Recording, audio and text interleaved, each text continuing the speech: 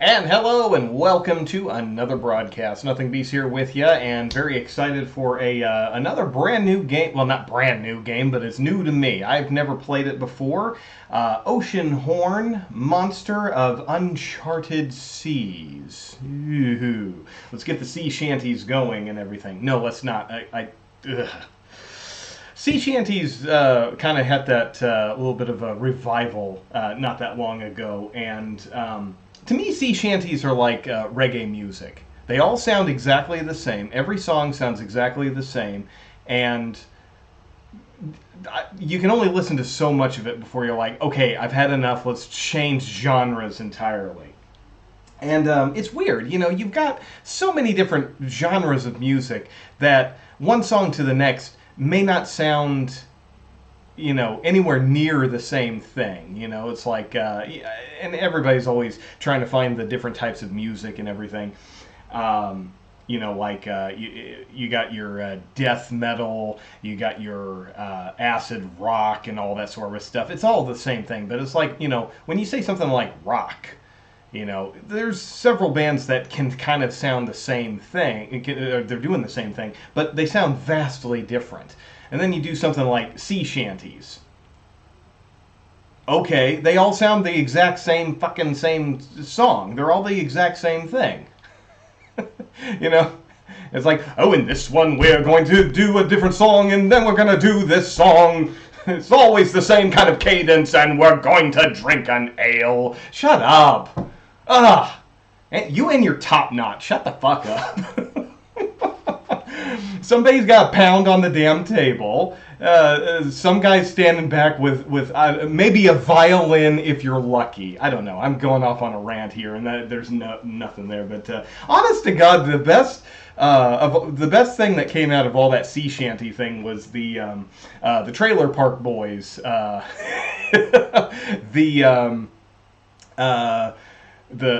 think it's called the Kitty Man Will Come or something like that. It's and that's the thing that's so funny. Hello, R signs. Glad to have you along with me. I don't really feel that strongly. It's just I had no topic when I started off, and all of a sudden that's just the topic that's going to go. And I'm just like, it's my show. I'll do whatever the hell I want. But it's okay. I don't have anything wrong with it. It's just, it's such a finite variation of music. You're not allowed to do anything with it, It's like some people can do it kind of creatively, but really, once you've heard one, you've heard about anything that the sea shanty is going to do. Some of them may be slight variations, but it's such a very small window, and it's a nice type of music, absolutely. I find it enjoyable, but for me, it's like when Christmas comes around, there's always somebody will inevitably put a CD into the stereo of Trans-Siberian Orchestra. You can get maybe 2 of those damn songs before me, personally, I'm like, I have had enough of this garbage. Let's switch it back to something else.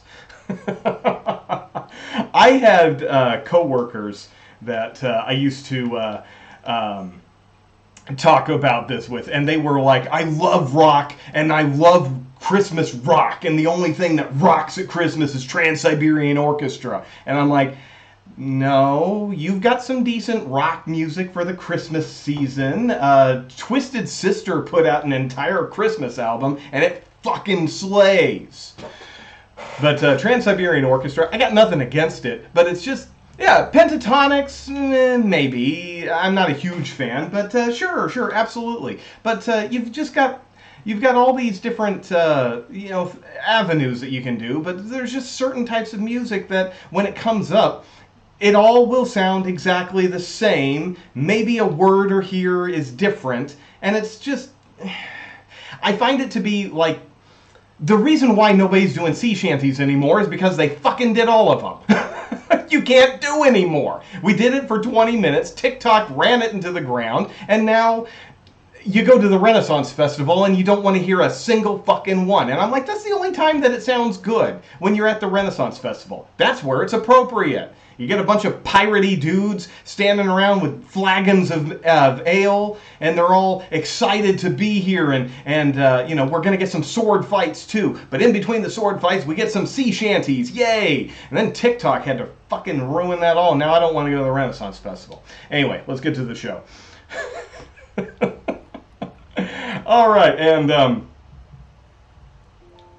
oh, okay, I was like, is there any music or is it just water sounds? Because I'm going to have to go to the bathroom. So we are starting a game that I've never played before. I've had on my wish list for years and years and years. Yesterday I saw it was on sale. Heck of a price. Oh, everything just went quiet there.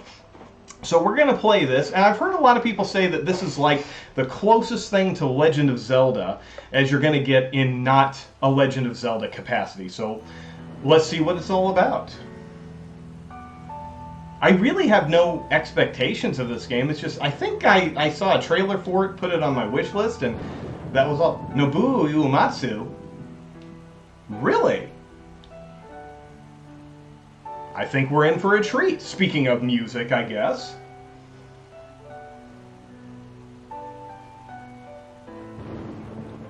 I like the art style.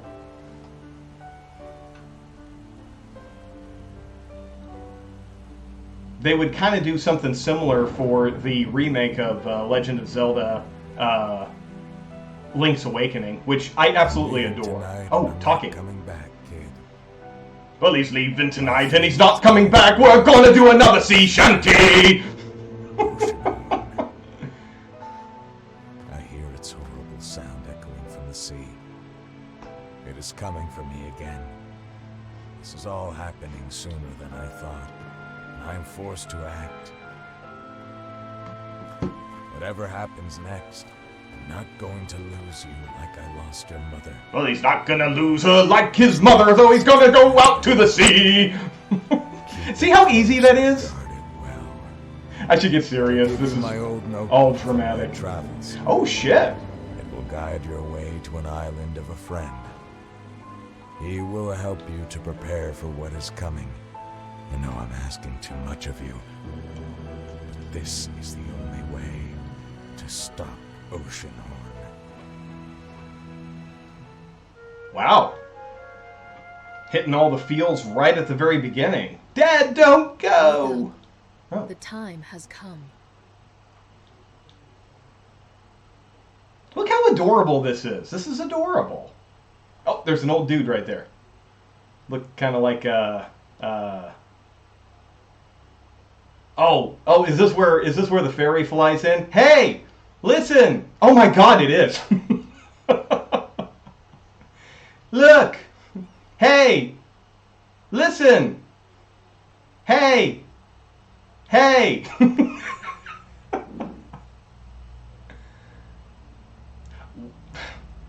Okay, so the pendant just flies off to a dungeon. Great.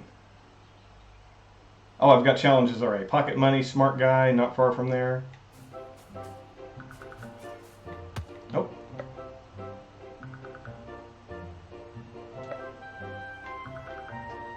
Ew. Oh, this is adorable. Oh, I have a stick. I shall fight the evil with the stick. Pick up a jar with the A button.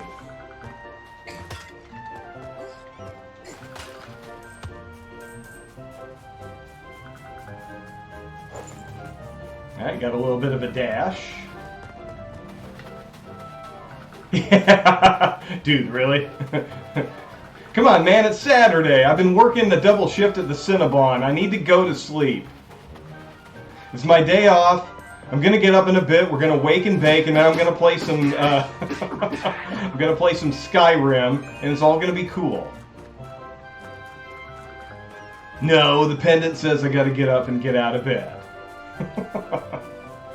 Do I have a jump? I don't think. Oh, okay. So this is like classic Zelda. No jumping.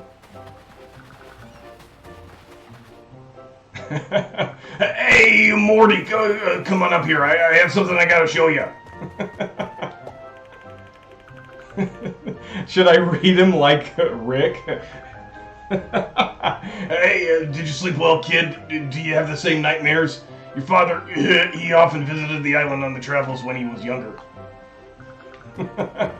You're a little piece of shit, Morty. Oh, my stick's not strong enough to break the bottles. I have to do it manually. Hermit's Hut. Minimap may reveal secrets. Minimap may masticate many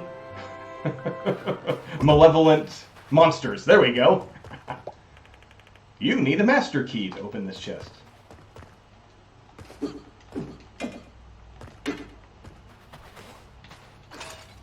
Ooh, coinage. I don't know what I need to spend it on. Oh.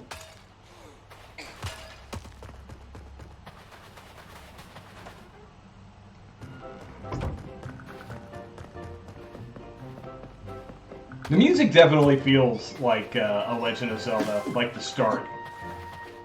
What do we got here? This is a checkpoint from the Arcadian era. You will magically spawn next to it if something bad happens to you.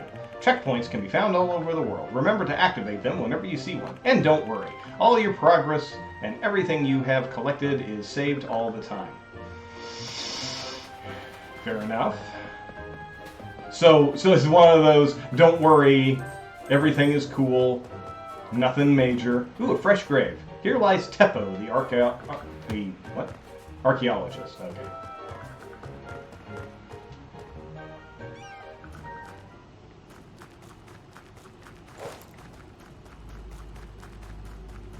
Ooh, it's a beastie. I don't know what it was, but oh, I get it. The little blue diamond things are experience, I'm guessing.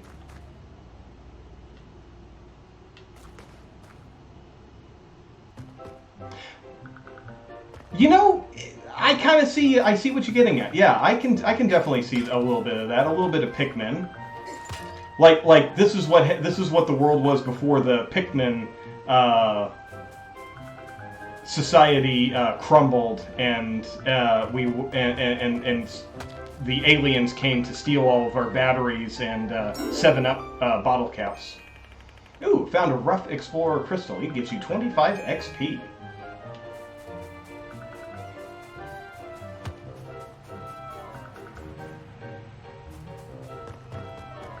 You know what? I want to go back there and try, see if there's anything. I agree. The first Pikmin was so great. The second one was okay. I never played the third one, but I don't remember what system it came out for. But yeah, I loved the first Pikmin. I don't know what happened to my copy of it. Something happened, and something happened. I think I lost it in transit moving from college or something. I don't remember what happened to it. But the first one, I loved it, and I loved the time frame. You had, what, 30 days to get your shit and get out. And that's all there was. If you ran out of time, the game was over. When they got rid of the timer, I feel like the game lost some of its charm. I wanted to play that stupid little app, the Pikmin walking app, but my phone wasn't compatible with the program.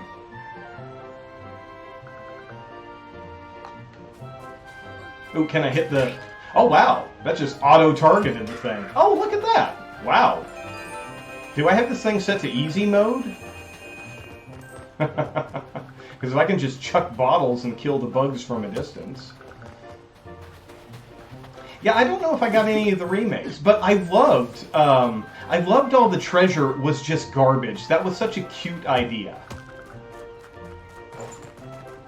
When you're digging around and you're like, what's going to be buried here? And then they popped out a Duracell battery. I'm like, that's just darling. And then at one point, the giant watch and play.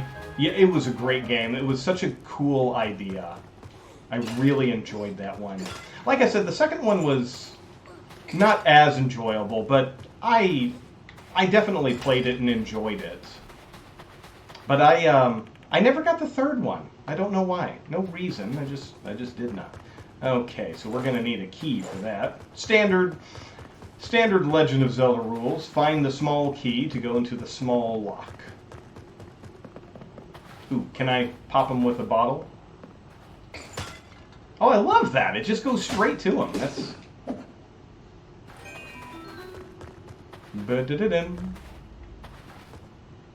Ah, yeah, I think so. With all the different types and everything, they started turning it into, like, puzzle sort of things. Like, oh, you got to have 500,000 red ones if you want to take on this dungeon. And I'm like, having the red, the yellow, and the blue was enough. And then there was, like, the purple ones that were, like, the heavy lifters. The rock ones that, yeah. I don't know. It's just I like the simplicity of certain things, and when they start adding too much, it gets a little too complicated. But yeah, you know, each one having its own little thing. The red ones are fireproof. The blue ones can swim. The yellow ones are electric proof. And then there was like the white ones with the red eyes, which were just creepy as hell.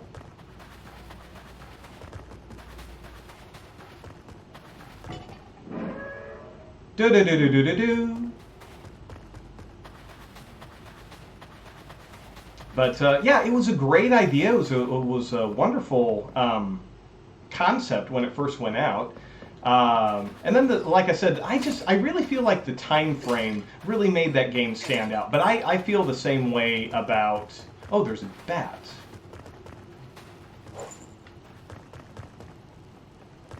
I think it's a bat, or is that an owl? Oh!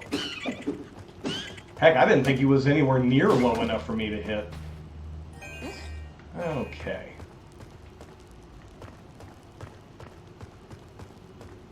Bog standard. Ooh, there's my necklace.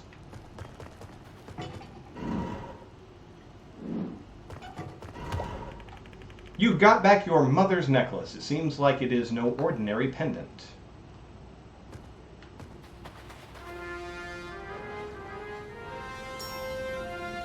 Dun dun dun dun dun! Oh, found your father's sword and shield. There we go. Ooh, and I can block. Level 2 Traveler, you earned a new Adventurer level. Nice. Press the menu. You are a Traveler. You got your health refilled and 10 coins. Okay. Oh! Wow, I'm just... I'm just getting all sorts of stuff. Level up, get some money, get some experience for leveling up. Dollar bills, yo! You can pick up many kinds of things. For example, pick up this bat. Now watch the entire world succumb to a new disease. Oh, we're not allowed to say stuff like that, are we?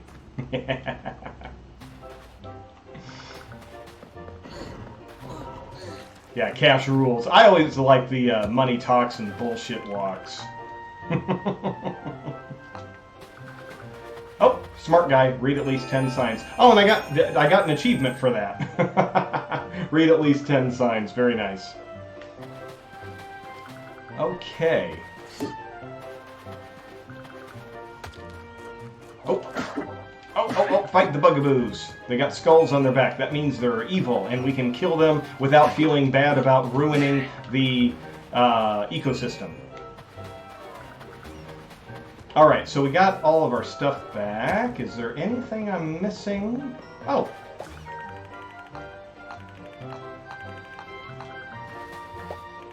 Oh, Morty, you little bastard. You found your father's sword and shield. How did you get your hands on them? You were supposed to have them later. What?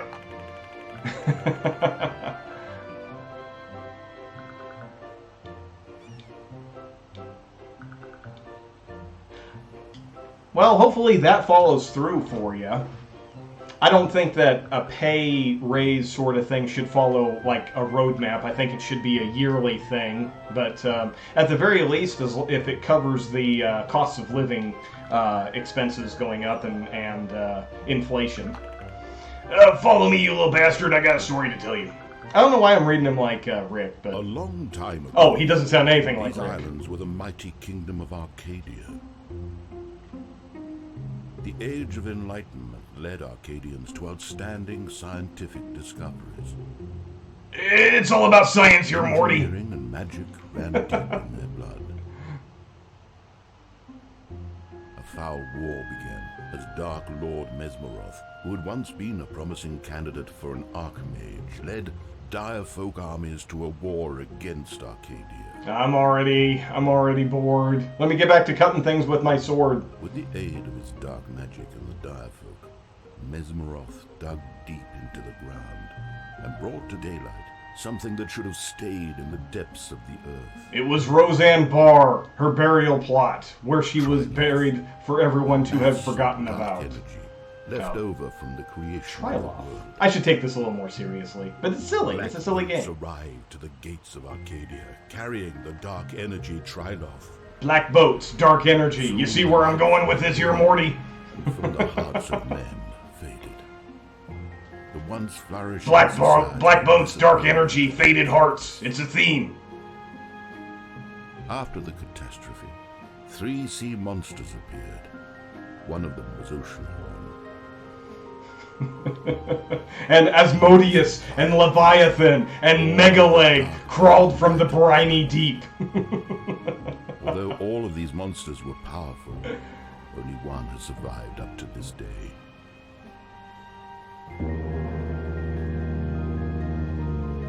Oh, excuse me, I had lentils for lunch. Return to me in the morning. I'm in a silly mood, I guess. Nope, still don't have a master key for that.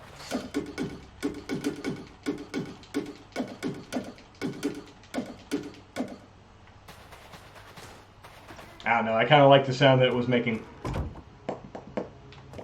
Oh, at nighttime. Are the monsters more plentiful at night?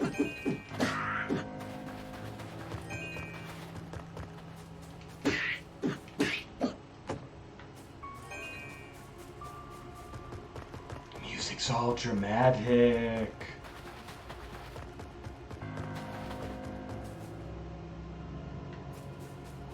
This is weird glow coming from the heavens over my bed. Aw, shit, it's Skeletor. Steampunk Skeletor.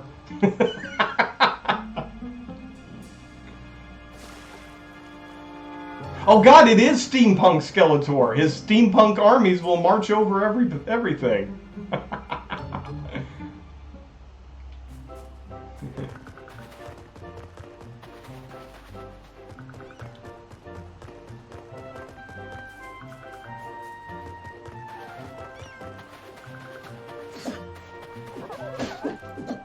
You aren't welcome here.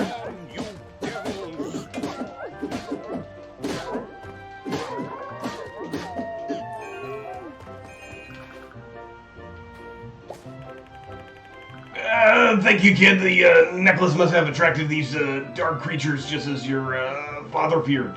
Monsters and evil forces have disturbed the balance of the world. Your destiny is tied to Oceanhorn, you little fucker. Just like your father's. It's no use to hide any longer. Old scriptures tell about... You know, that's a show I've never seen. Relics. I hear so many good things about it, and I've just never watched it. Or any of its incarnations. Their purpose was to maintain the balance of the world, but they lost their power in the catastrophe at the same time as Oceanhorn appeared. I think I have it available on my streaming services, but I'll have to double check. To unravel the mystery of Oceanhorn, you must find out what happened to the sacred emblems.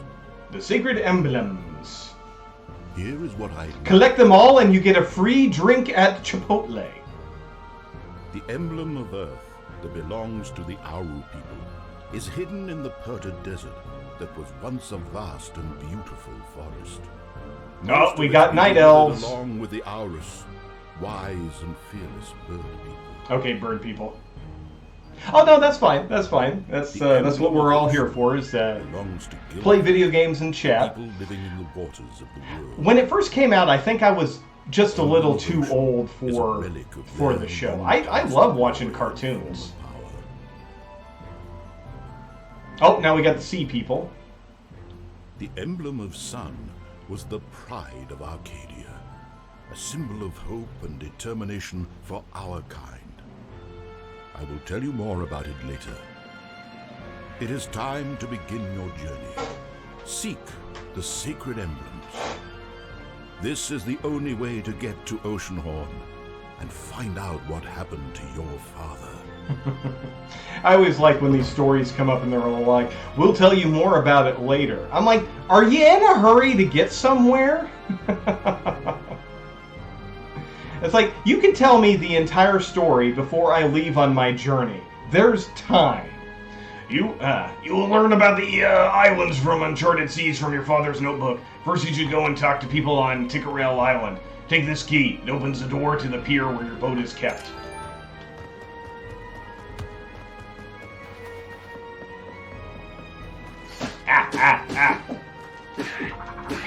Go away, Skullbuggy.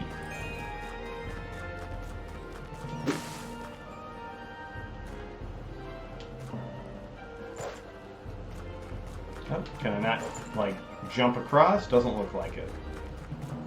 I thought I saw when they looked out into the ocean. Oh!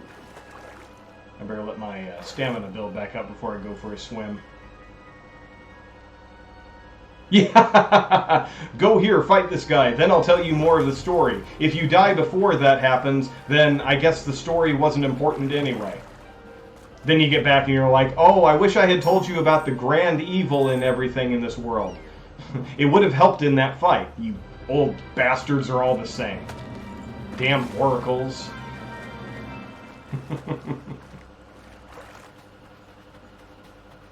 Alright, so that was... Is this the...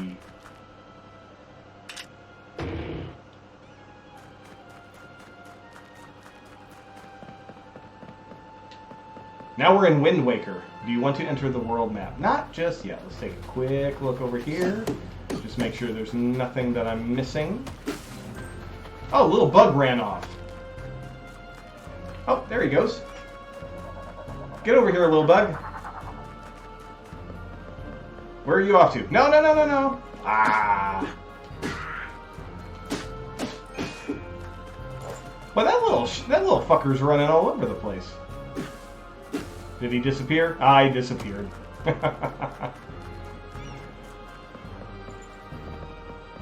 Alright, enter the world map. Can you hear me, kid? It's me, Hermit. I can talk to you through the mysterious seashell. Oh, I'm sorry, that's supposed to sound like Rick. We'll help you help on your quest. I missed all that. Oh, the island just pops up like that, huh? Okay.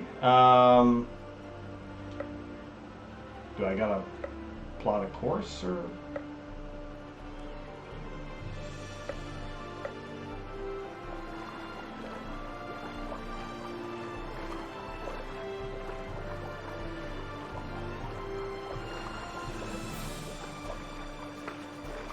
Whoops. Oh.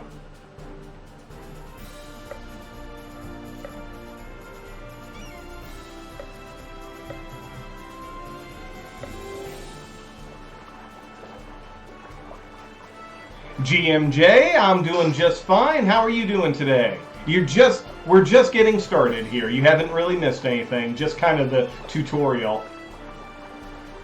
Ahoy! It's a beautiful day! Have a safe trip! Meanwhile, I'm all... Do I have, like, any control over this? No, all I have is the ability to move the camera.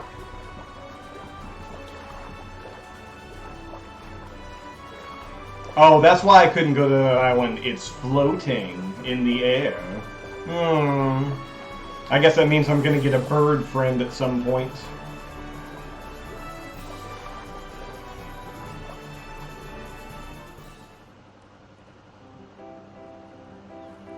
Alright, move crates and other objects 100 times. What a wonderful little village.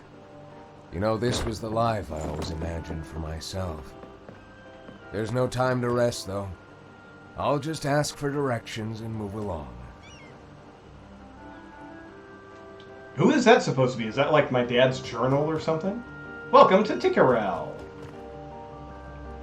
If you learn the location of an island, you should get back to your boat and check it out on the world map. Alright. It was a lady. I love to watch boats sailing to Tikkarel. Not long ago, I saw a weird black boat land on the other side of the island. Who is that?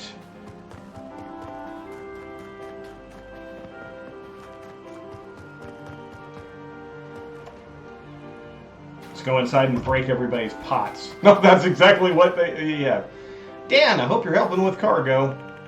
Cargo boats or something, since you're not here. Mr. Phil is displeased. He heard somewhere of our rat problem. I said that the only rat in my warehouse is my assistant. But when I came here, I saw a fat one right next to the barrels, and it wasn't you. Deal with it, boss. Do not break any jars. Alright. Ooh, rat! Take that, Patton Oswald. Because Ratatouille. Oh, good, good. I am so strongly pushing that one. Actually, I was really kind of thrilled. When I got done with it last night, I went on Twitter and posted about it and said that I strongly recommend. And one of the co-creators actually responded and said, thanks for playing. I was like, hey, that was kind of cool.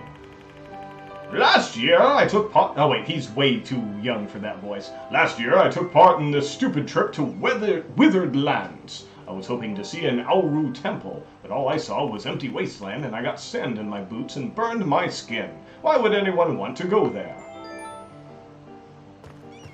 New island revealed. Oh, no, I've already talked to you. I'm talking to this guy in the blue shirt. Aren't bombs just wonderful? You can use them to open new paths and blow up blocking objects. You should buy them at Bomb Island if you have a chance. So Bomb Island is where I buy the bombs. Do you think I could go to Prostitute Island at some point? The Adventurers Guild. Come and learn. Why do you want to go to Prostitute Island? What's there? Well, if you have to ask, you'll never know. Even the most fearsome enemy has its weak spots. Try different tactics on them. There's no shame in escaping. Running away with your tail tucked between your legs. Your adventure level will rise... That hurt my throat doing that voice. I'm not going to do that anymore. Your adventurer level will rise as you slay monsters, take on challenges, and get achievements. Those blue diamonds represent your experience, and depending on how many you have collected, the Adventurers Guild will grant you a matching level. You can always check the menu to see how many diamonds you have to collect to reach the next level. It's unlikely you will reach the Master Adventurer level. MA. Yeah, Infernax is a fantastic game. I just, everybody I'm telling to go check it out. If you have an Xbox, it's on the Game Pass. But they have physical copies available on the Switch. I wish they would put out a physical copy for the Xbox. I'd totally buy it. The Festival of Sun is an important tradition for us. It predates even the catastrophe. There's no such darkness in the world that would keep us from celebrating Sol, our goddess. I guess we'll go in here and see if there's any rats that need slaying. It's Needy's diary. It's rude to peek inside. But how am I going to learn things if they won't let me read their diaries? Oh, that's right, I've already spoken to him.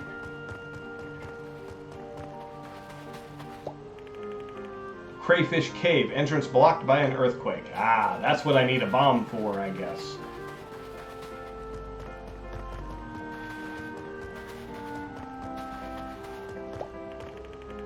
Welcome to my shop. What would you like to have?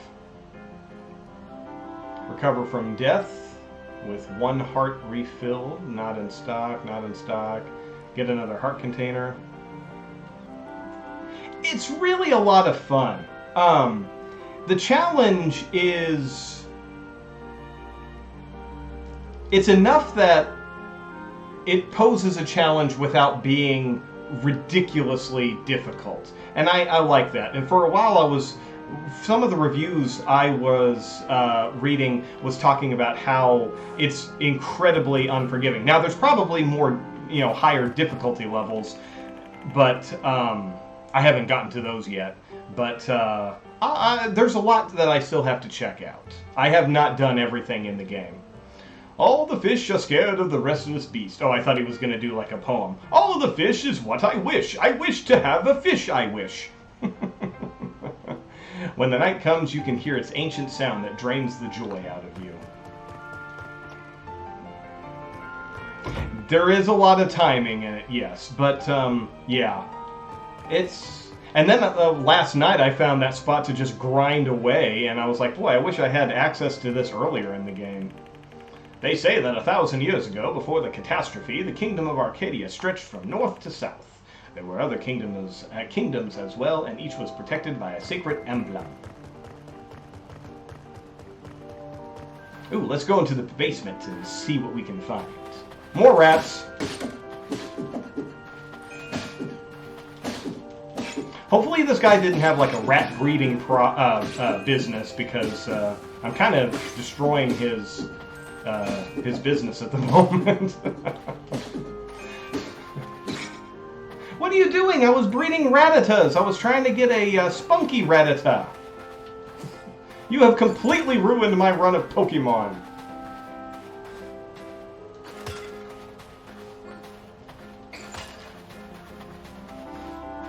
It's kind of cute that I can pick up the bottles even though they're not, like, right in front. Can I climb up there? No.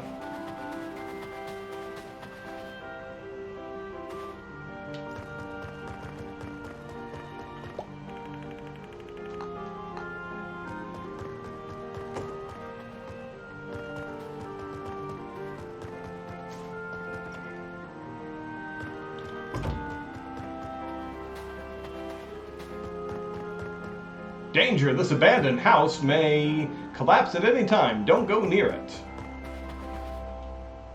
Road to Forest Lookout. Arcadia! We got torn from our past, but nothing can take away our future. What the heck is that all off in the distance? Is that like a giant seashell creature?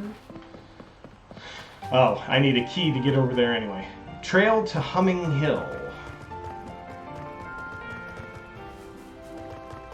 Oh.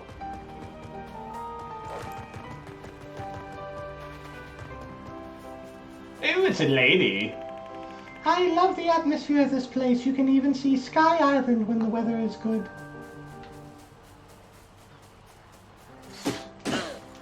Oh, I finally got injured.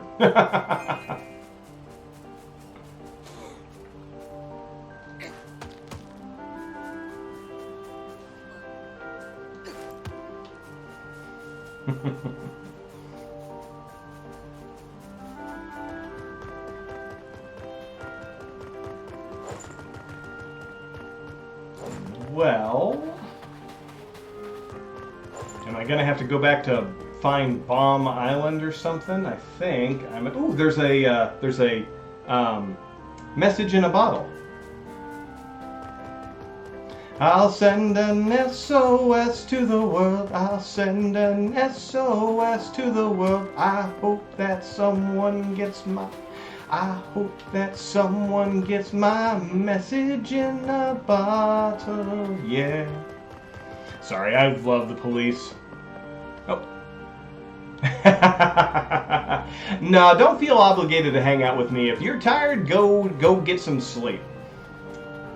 Oh, there's another message. year has passed since I wrote my note. Hi, Ophelia. Wait a second. Hi, Ophelia. I had a great trip, but on my way back, I got seasick. I was happy that the captain knew a small place to take some rest before going on. He called it Sandpaw. I was able to gather strength there. Good thing, too, because I was chucking oysters over the side of the boat the entire friggin' trip. Oh, okay, well, feel free to hang out, but don't feel bad for taking off. Adulting sucks, but, you know, what are you gonna do? Let's see, have I seen everything here? I think I have. Alright, let's get in our boat and see if some of these islands that we've just discovered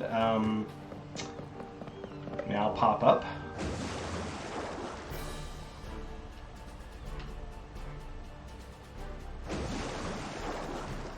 Ah, there is Bomb Island! Come here and get yourself an... I was gonna say an alcoholic drink, but I probably shouldn't. Alright, so we're at Ticarel. Well, what the heck? We need a bomb. Let's go to Bomb Island.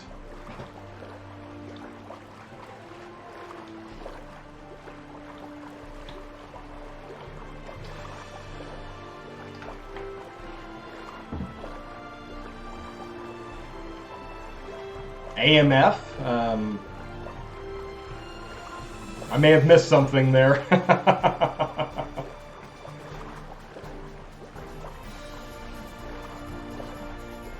And here the little sprites danced around Stonehenge. Oh.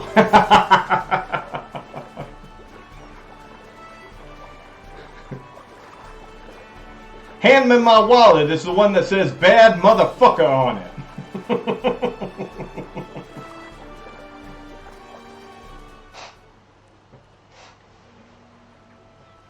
Alright, I'm guessing this is our first... They say this was the place where Triloth was excavated. Now people come here either to work at mines or buy bombs. They say you should never enter caves or dungeons without some bombs. Could be some puzzles in there, I guess. I don't think I've ever had one of those. But I'm not a big fan of Long Island iced teas. I'll take me a whiskey sour if I can find a bartender who knows how to make a damn one.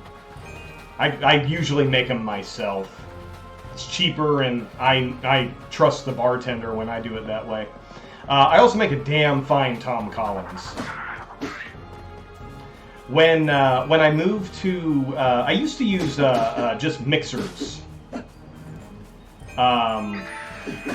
And when I came to Australia, it's... Oh, I got another achievement.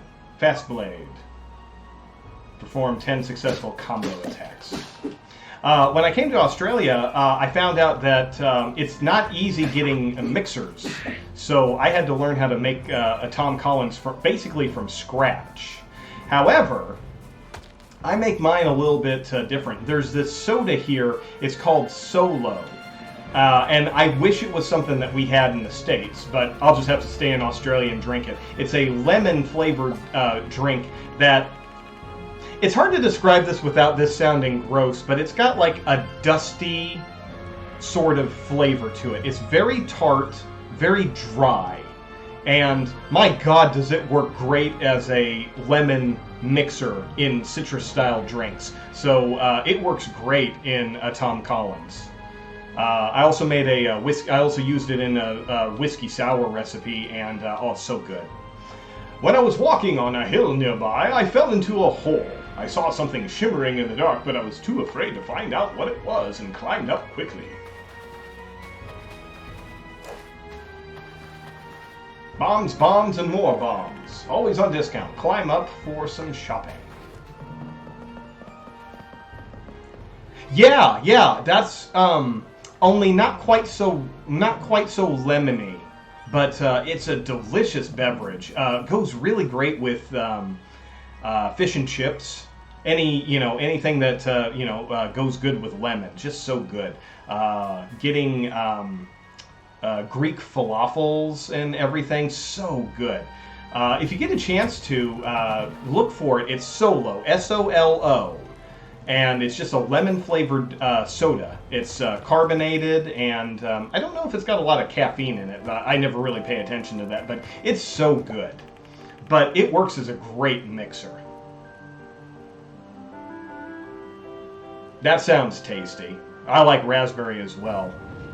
I don't have any bombs to sell. Of course you don't. I came to Bomb Island for bombs. Why would there be bombs in stock? I ran out of gunpowder when miners disappeared. You could find some bombs from abandoned mines nearby. How about you just... For crying out loud. It's called Bomb Island, not Gunpowder is Out of Service Island. So I guess I'm going to have to go into the mines and do it myself. I better get a discount on them bombs. Hey, it wouldn't be an adventure game if you didn't have to do the work for the entire civilization. Ooh, they dropped a heart. Okay, I was wondering how I would get my health back. But isn't that the truth? Having to do the work of an entire civilization is just standard for adventure games. Well, the ships don't come back into port anymore because we've run out of rope. Can you head into the forest that we conveniently live next to get us some more rope? If you do, the ships would be able to come back in, and we might even get back to our fishing.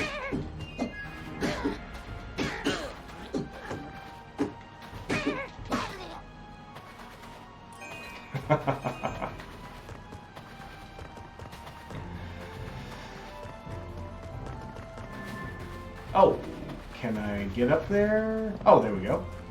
It's hard to tell what you can climb up and what you can't. Oh, I'm at the bomb maker's house. Okay.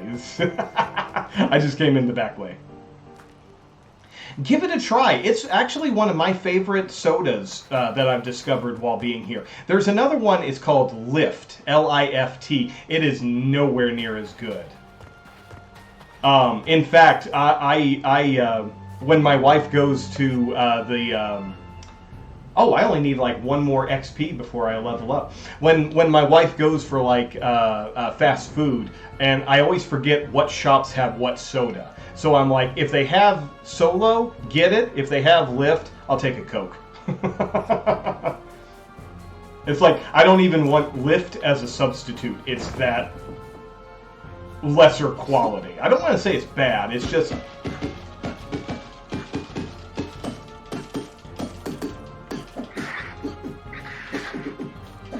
I don't know if that's something that I can... Oh, there we go. You found a bloodstone. Look how it reflects light as if there were drops of blood inside. Okay. You know what's funny? Since we're talking sodas, I might as well give the bog standard soda talk here. When I was in the States, I was a Pepsi person. Oh, we leveled up, so... You are a wayfarer. You got a pumpkin seed gun for your boat. Pumpkin seed gun for my boat? This game is getting weird. When I was in the States, I was a Pepsi, never Coke. The only time I would drink Coke is if it was from a fountain. Something about that was great. If it was in a bottle or a can, I didn't want it. There's just something about it I did not like. I greatly preferred Pepsi, unless it was a frozen Coke from like Burger King or something. But when I came to Australia, I don't know what they use. It's not the same formula, because here, Pepsi is not as good, but Coke is way better. And, I mean, I'll drink Pepsi if I don't have another option, but I'm so much more into Coke. If from a can, a bottle, doesn't matter. It's so much better. I don't know why. I think maybe they use real sugar? But when you look at the labels, there's not as many chemical names. I don't know if that's a law or anything, or if it's just the way they do it. But yeah, it's. But there's a lot of my favorite. Ooh, what do we got here? Oh, good thing I got a shield. Come on, pop your head back up. Or is he not going to while I'm standing here? Oh, he's quick. He's quick.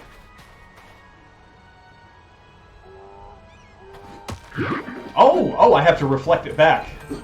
And then I get to see his butt. Nice.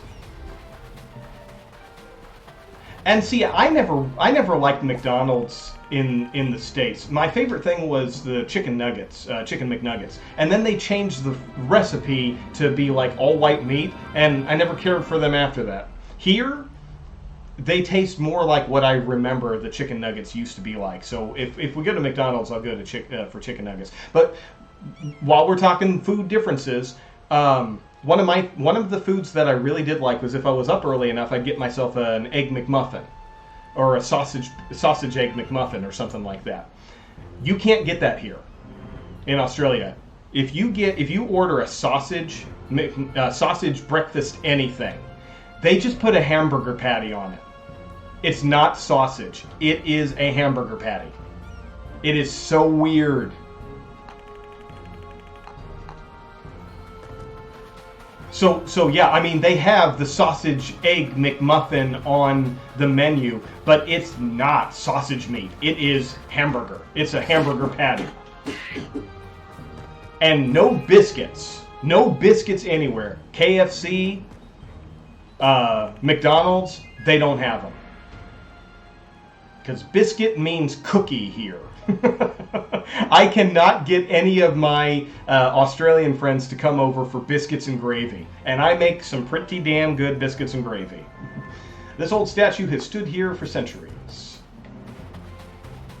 Oh, let's go over here, and hopefully that's now activated. I mean, I get it. When I say biscuits and gravy, what I'm saying is cookies and gravy. What they have are scones. And scones are delicious, but you gotta find a good scone. I actually went to one of the bakeries at the grocery stores, and I found a thing of buttermilk scones. And I'm like, they're biscuits. Those are biscuits. Yeah, Oreos and sausage gravy. Exactly. And sausage gravy, not a thing here. Also not a thing. So seeing white gravy, they lose their minds over it. Oh. Come on.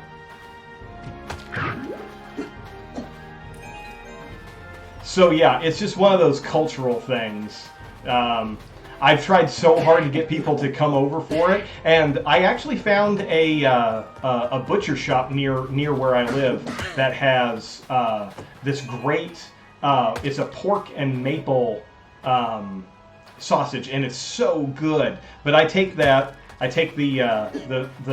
meat out of the casing, and then I mix in my own ingredients to make sausage gravy, because it's not quite the right thing. Oh, I just jump over that. Was I supposed to?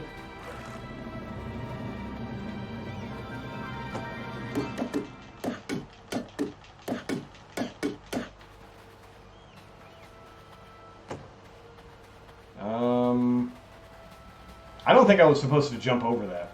Oh, there we go. Okay, all right. Yeah, there's a lot of like cultural stuff that I have to make concessions with. But a little bit of creativity, and I've been able to survive mostly. But here's the thing: I don't need biscuits and gravy that often. I am not a farmer that's going to go work the fields for 17 hours out of the day.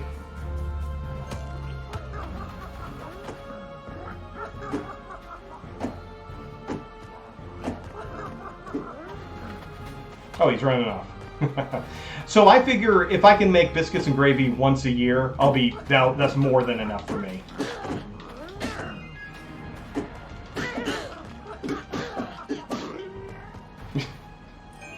These guys grumbling is kind of hilarious. Oh, wow. I don't think my shield's going to work against this guy. How about we just lure him around and take off?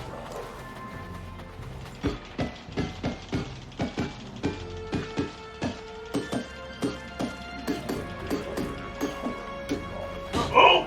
Oh, get out of there! Get out of there! He's rattling the rocks.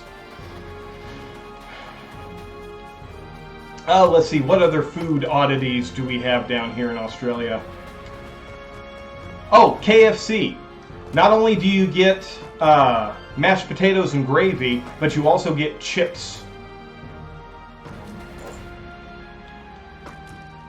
You order an extra value meal, they will give you mashed potatoes and gravy and French fries. They call them chips, but they're French fries. They're delicious. There's this thing that every Australian business has. It's called chicken salt. They sprinkle it on the chips. It's fucking amazing. Why we don't have that in the States, I don't know. Oh, I'm about to die. I didn't realize how low on health I was. Oh, are these the mines? Finally. Whoops.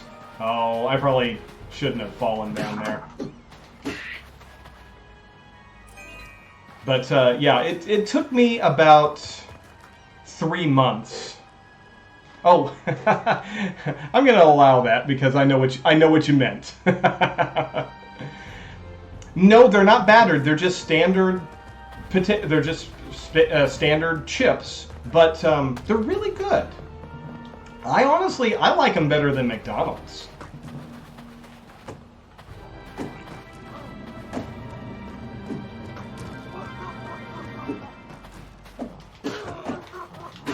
But my favorite chips are actually from this milk bar near our house. They make some really great American-style burgers, and yeah, they don't have the potato wedges. They're just regular golden deep-fried yellow potatoes. Boy, this timing is weird. There we go. Get it. Oh, there we go. Cut down the grass for health. They're really good. KFC's chips here in Australia are really good, and they go great with the chicken. And the chicken, oh my god, they do chicken like KFC used to do chicken before it got all greasy and mushy and nasty. I don't know if they just make it fresh all throughout the day, but I've never gone to a KFC here in Australia and gotten mush. The batter is always crispy. I really think there is a world of difference in the food prep laws, and it really makes a difference. Or at least I think that's what makes the difference. Oh, let's see. Oh, that's a reset. Okay. Now I see what I'm supposed to do.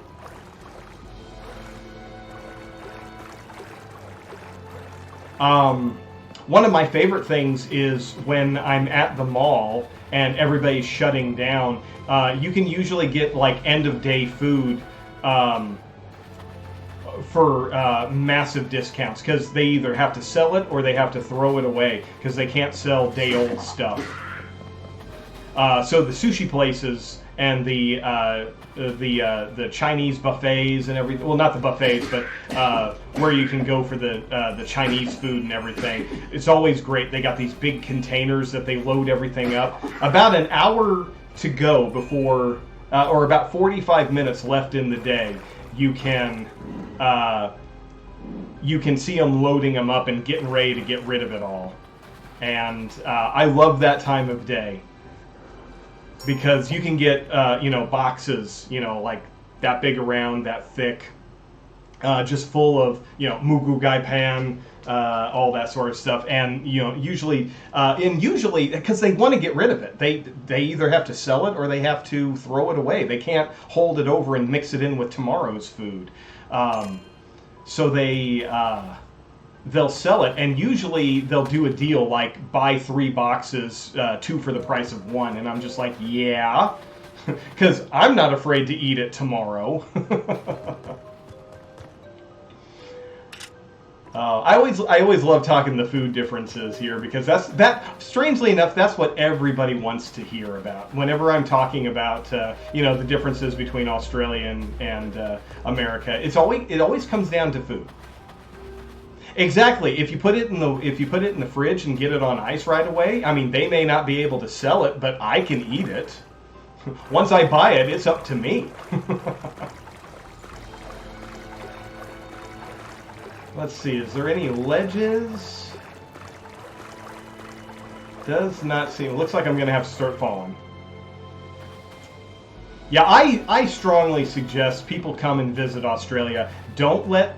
No, you can get Vegemite in the States. It's horrible. But here's the thing. Everybody always slathers it on like peanut butter. You have to thin, like just a little scrape, and then scrape it across your toast. Just a little bit will go a long way. Strangely enough, I hate Vegemite, but I like Vegemite flavored snacks. Like there's this brand of snack crackers. Oh God, it's just pure salt. It's salt and yeast.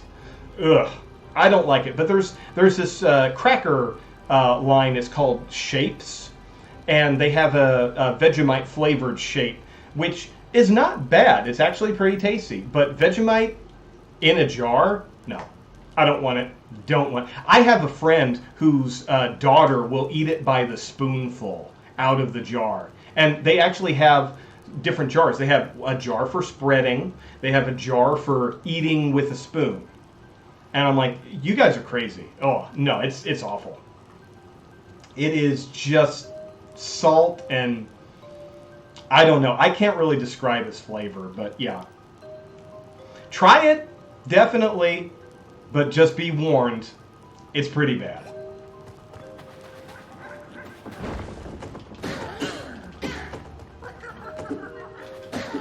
Oh!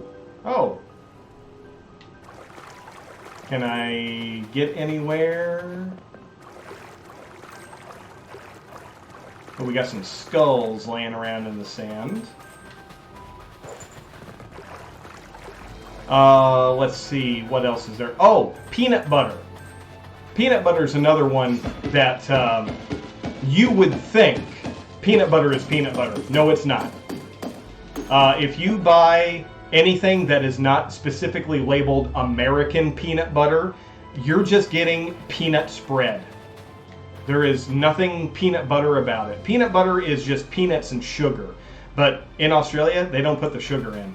And it's eye-opening the first time you discover that. Yeah, exactly. It's just got whatever salt was in the peanuts. It's not bad, but it's not what you're expecting flavor-wise when you get peanut butter. I didn't know that, so I just went into the pantry and made a peanut butter and jelly sandwich. And I actually spit it out because I was not expecting it. It's just peanuts.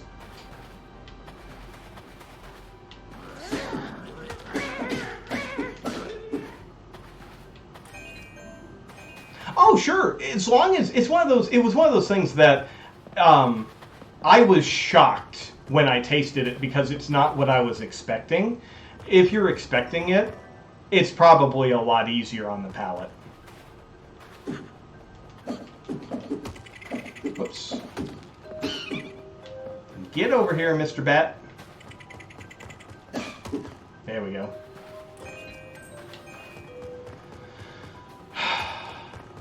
Okay, is that lantern? Oh, it is something I can pick up.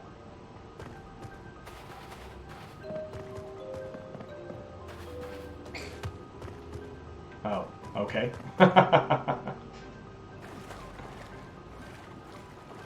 Oh, and I guess since we're talking peanut butter and jelly, no grape jelly,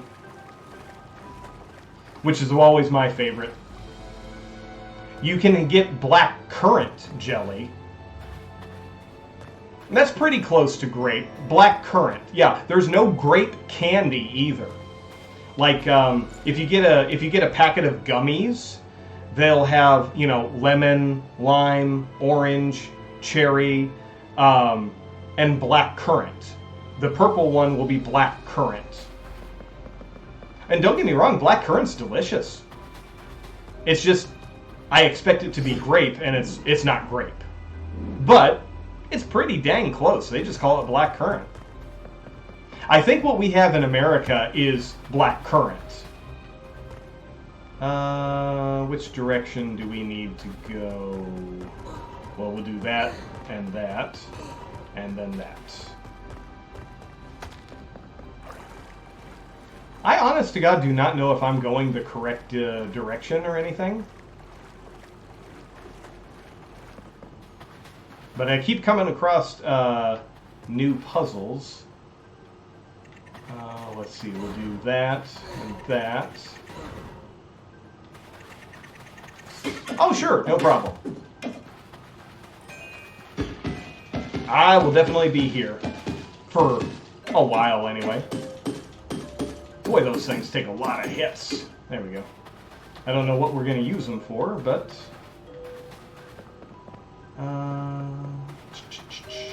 let's... Oh, it looks like we got to build ourselves a bridge.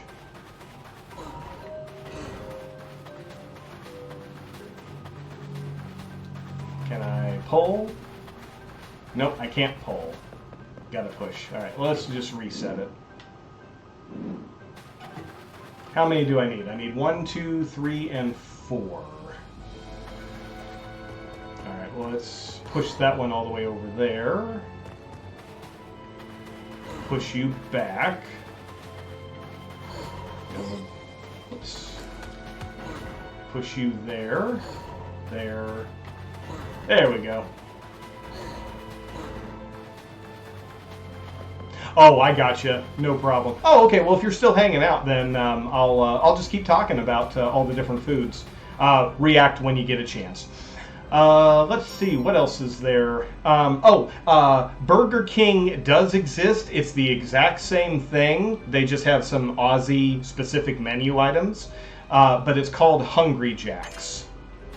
It's the exact same thing. They just, when Burger King came to Australia, somebody else owned the rights to the name Burger King. It was like a mom and pop shop, and they took them to court, and they actually won, which is pretty awesome.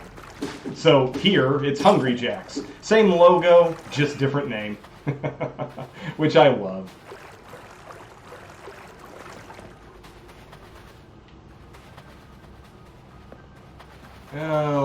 Okay.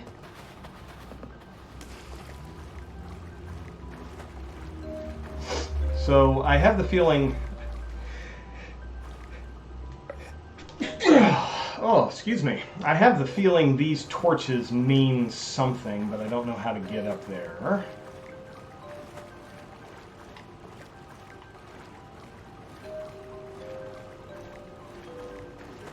Okay, looks like I gotta come from a different direction.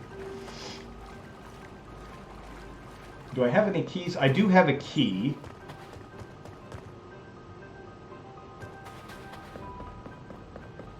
Maybe that's it. I think, wasn't there a door? Oh, there. Oh, he's got a key.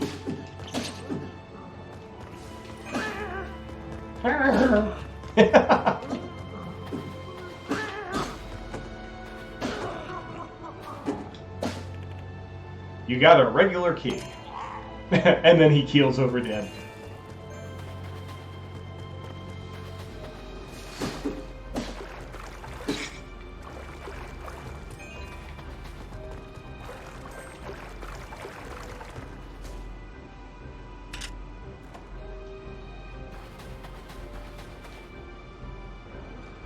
Da-da-da-da-da-da-da-da-da-da. Bum, ba-da-da-da.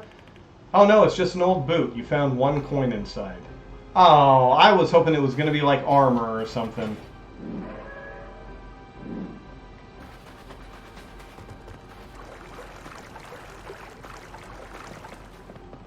That was a nice little bait and switch the game threw my way. Oh.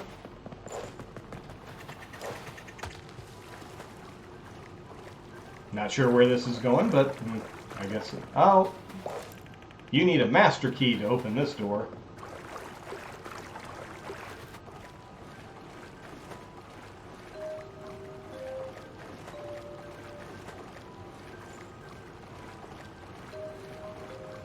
Alright, well there is a key I still have another key. I just gotta figure out...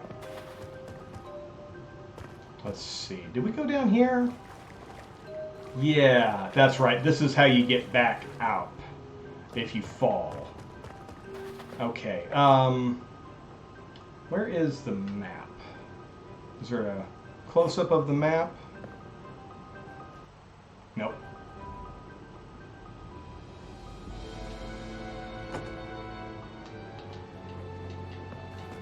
Huh. Oh, okay.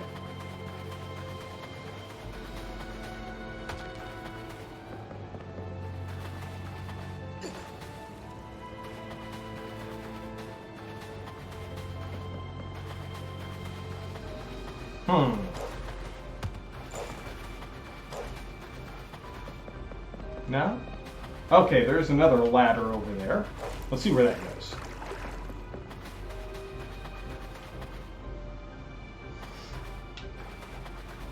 Oh, okay. We've already been here.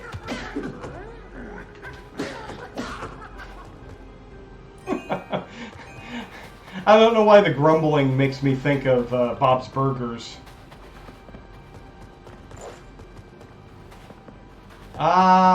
Wow. I don't know where I'm supposed to go. I need to get back to the beginning somehow. Let's see. Is this?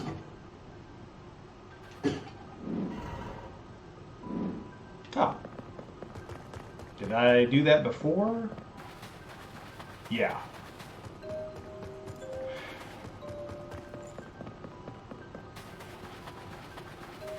Oh, that's the door.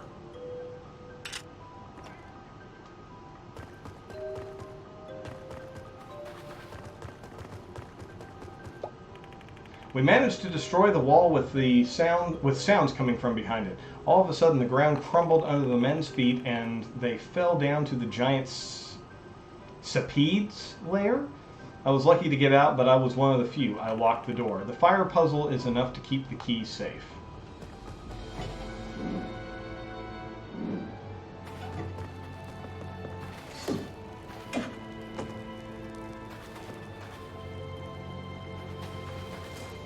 Oh!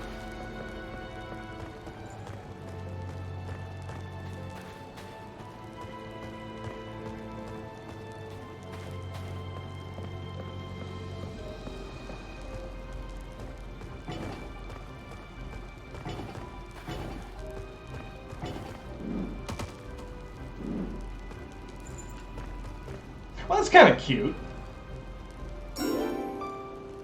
Alright, got the master key. Alright. Got the master key, I got the master plan. Alright, now where the hell was that? There it is.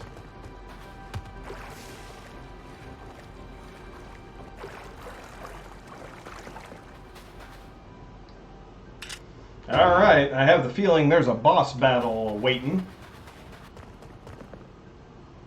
Oh, I get to jump down into the caves unknowingly with no idea of what's at the bottom.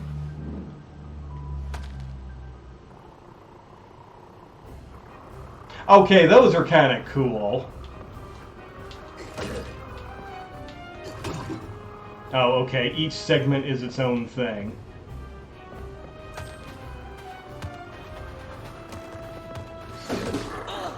Oh, they all split up.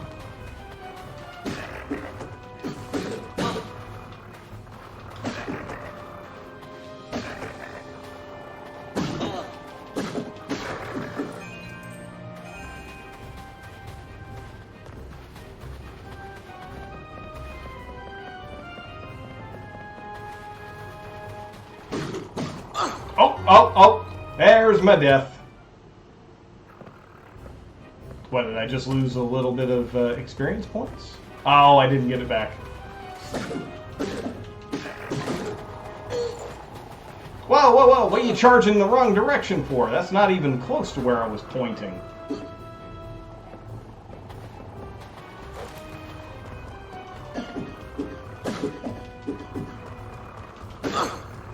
Wow. Yikes. Alright. I got 298. Let's just see how much I'm losing.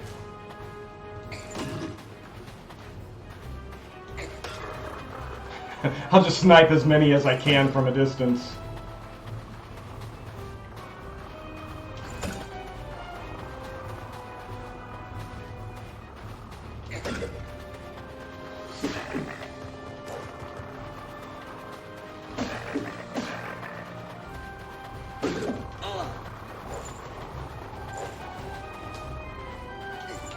Oh.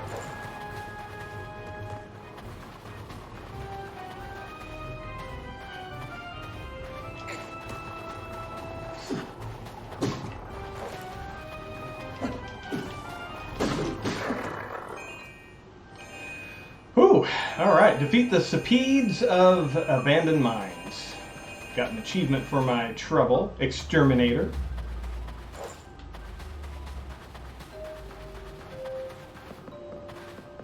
It was kind of a cute little boss.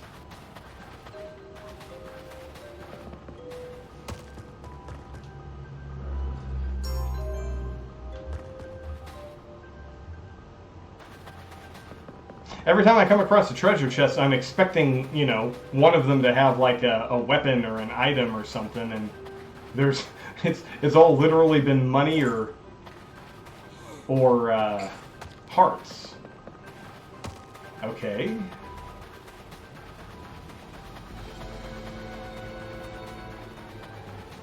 Is that it? Do I just leave now, or?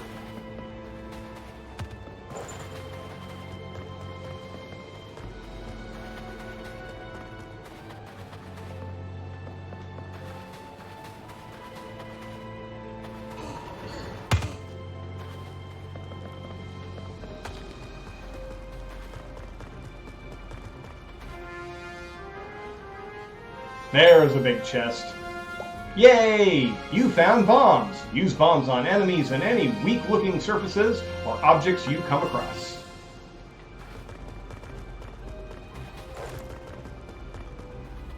Like these, for instance. Oh, that was a little disappointing, a little underwhelming.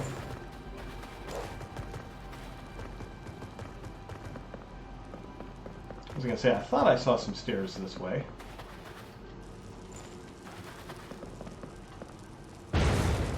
Yeah, it's just kind of poof, and everything kind of disappears.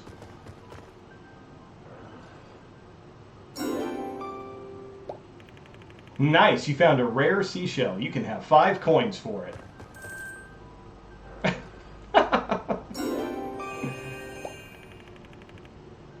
25 XP. It's kind of funny. I thought that shell was going to turn into something, and they're like, yeah, we'll give you 5 coins for it. Okay.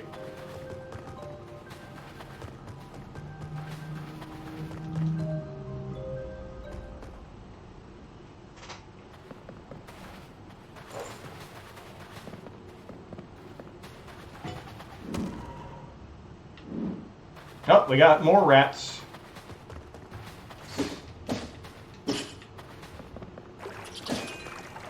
Oh, and they drop bombs.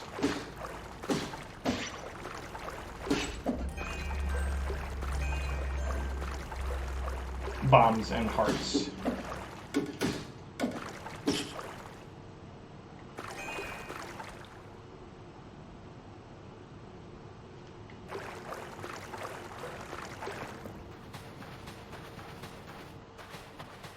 Oh, message in a bottle. Eh, the dire folk kept me imprisoned on withered islands. I don't know why. I feel like every time the bottle message comes up, I should read it in like a Brooklyn accent or something. I have no idea why. That's just the logic of my brain sometimes.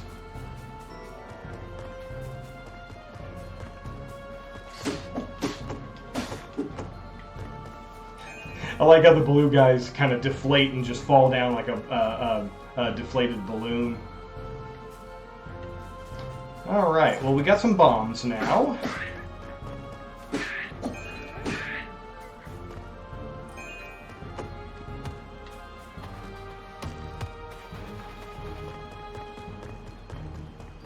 Let's see. Where was... I think the bomb that we wanted to use was somewhere else. Alright, what did this guy say? Was he... When I was walking on a hill nearby, I fell into a hole. I saw something shimmering in the dark, but I was too afraid to find out what it was and climbed up quickly.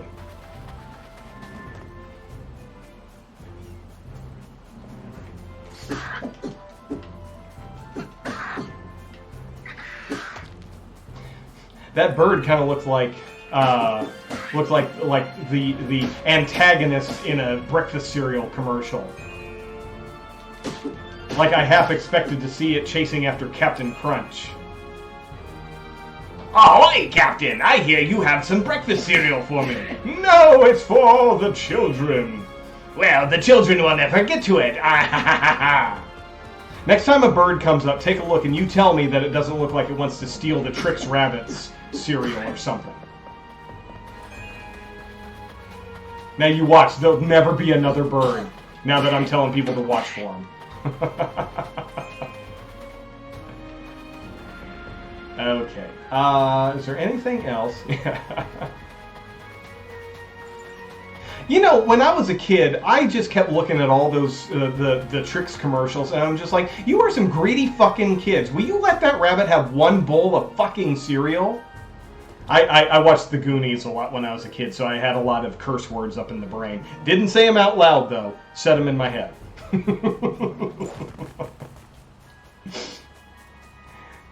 I had older brothers who knew... Oh, there. Now, here. Now, watch him when he comes down. Doesn't he look like he should be chased in a cereal commercial? Oh, the enemies will attack each other. Yeah, he looks like he should be, yeah, trying to steal cereal from the children. I got a Goonies t-shirt as well, and what I love is the tag that came with it was the copper bones emblem with all that. Yeah, exactly. Evil Toucan Sam. That's what he looks like. Evil Toucan Sam. Thank you. I couldn't get it out right, but yeah, Evil Toucan Sam. He's like if you took Toucan Sam and Sonny from Cocoa Puffs and put them together. But yeah, I have a Goonies t-shirt that have... No, I don't think I've seen any... See, that's another thing food-wise here in Australia. Breakfast cereals are... They don't advertise them. Breakfast cereals here are very healthy options compared to American breakfast cereals. My wife, who is Australian, she when she came to the States, she couldn't believe the breakfast cereal aisle and all the sugary cereals that are in it. Here it's more like granolas and muesli and stuff like that. Good stuff, absolutely, but it's hard to get stuff like... You've got like Cheerios and Rice Krispies, but they're called Rice Bubbles. Same product line, Snap, Crackle, Pop in there and everything, but yeah. No, I guess I haven't seen Toucan Sam recently. I'll have to go look that up. But yeah, no, we don't get cereal commercials. I don't think that they're allowed to make commercials for children when it comes to food. Not that that's necessarily a bad thing. Parents, know better anyway. But I don't know. I think that they changed the advertising laws. Look at this. I got me a gun. Oh yeah, and now the enemies are showing up. We're plundering on the high seas.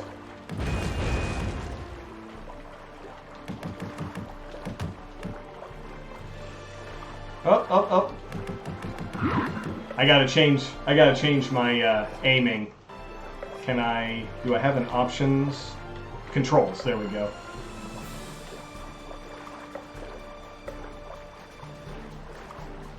There we go. Oh. There, much better.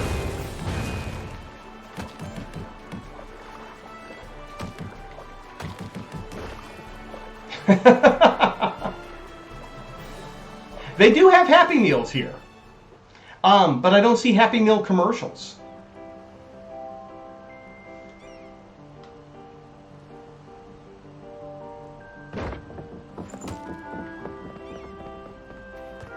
But yeah, sometimes I'll go to McDonald's or something, or Hungry Jack's, and I'll see the toys that they have in the right, exactly. If you're a good boy, we'll get you garbage food that will clog your arteries. Hey, I grew up with it. Not saying it's right, I'm just saying I grew up with it. Okay, now I know there was like a wall or something that we could bomb. Just gotta remember. Actually, let me show you. I went to Hungry Jack's one time, and they had Nintendo toys, and I got this. Just a stupid little, it's one of those little. I don't know if the States got this, but it's got the little marble, the little BB in it, and you just run it around. But it's Animal Crossing, which I thought was just darling. It's got the Nook and his nephews and everything. So that's what they had. And my wife, she wanted some food, but she didn't want like a big meal. And she was like, "Oh, I think I'm just gonna get a kid's meal." And I looked at the toys. I'm like, "They got Nintendo toys. Get one. If you don't want the toy, I'll take it." So I kind of keep that up there. Yeah, I'll stack it up later. Oh, that's pretty cool. I was a little late getting to the Pokemon craze because I was a little old for it. Oh yeah, definitely in storage. I think when Pokemon came out, I think I was like a senior in high school. Because I think it came out in 99, maybe 98, 99. So it took a while before, oh yeah, I'm an old fart. When it came out, I didn't get it. I didn't understand what it was all about. Yeah. So when the games came out, I was like, I'm not that interested in it. And then I saw the cartoon one day, and I was like, well, that's kind of cute. And then I started doing some research. Couldn't do it on the internet because the internet was still dial-up. And okay, I can't get over there. So I was asking some friends at school, and they were telling me about it.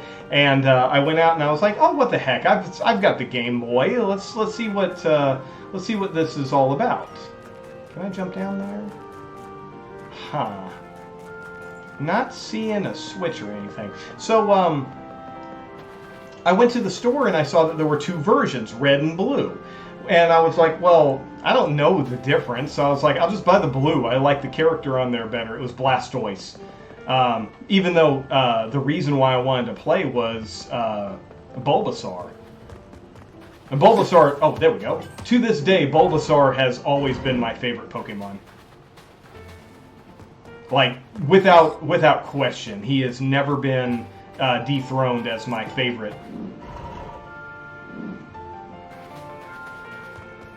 I never got that one, but I did have a little Pikachu step counter that your steps would translate into gifts that you could give Pikachu. It was just a little digital readout and everything, like a Tamagotchi.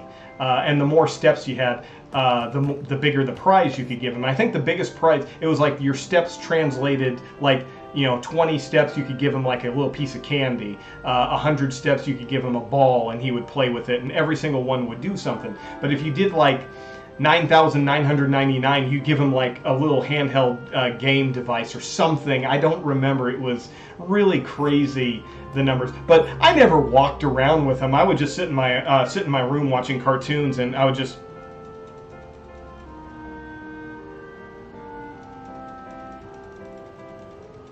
Oh, Batman, kick the Joker's ass.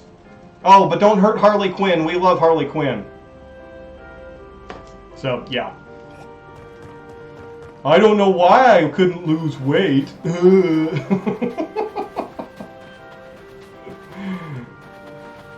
But it was a fun little thing. Let's see. I guess I'm gonna have to put some bombs down. Probably should have put it in the middle to see if I can get some more there. But yeah, there was some neat little things. I did have a limited edition golden Tamagotchi. 150 coins. Very nice. I did have a limited edition golden Tamagotchi, but my wife's bird found the packaging and started ripping the box all apart. So I wasn't happy about that. The product's still okay, but it's no longer mint in package.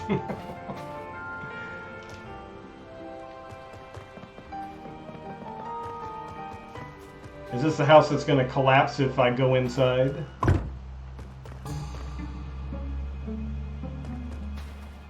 There are weird parts lying on the ground. They seem surprisingly high-tech.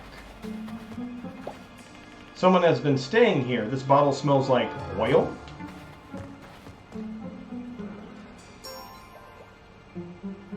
You jealous of your dog? Why is that? Oh. My dogs are probably, a golden gear from ancient times. You can have 50 coins for it. That is such a weird way of giving money, you know? Instead of giving 50 coins or a bag of 50 coins, hey, that's a gear. That's worth 50 coins. Take it.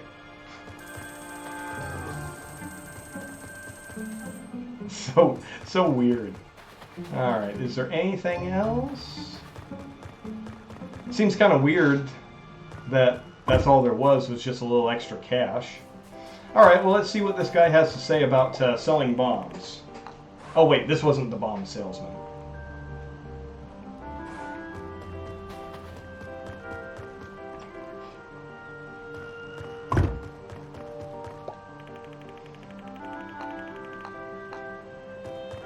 Oh, and he still has nothing to say.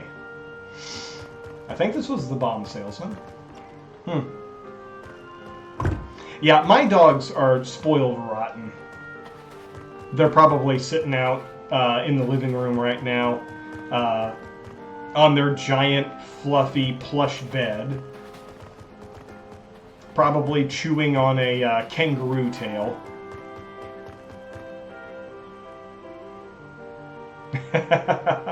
I actually have 2 corgis. Welsh Pembrokes corgis. And, yeah, spoiled rotten. Waffles is the older of the 2, and then there's Chili. She's the younger. Originally, I just wanted... Oh, corgis are adorable. I've always loved them, and we had some breeders nearby, and they actually cut us a deal because... COVID had actually shut down their ability to transport dogs to other states. So we were able to get a deal because we were close by. Lily, that's cute. That's a good name.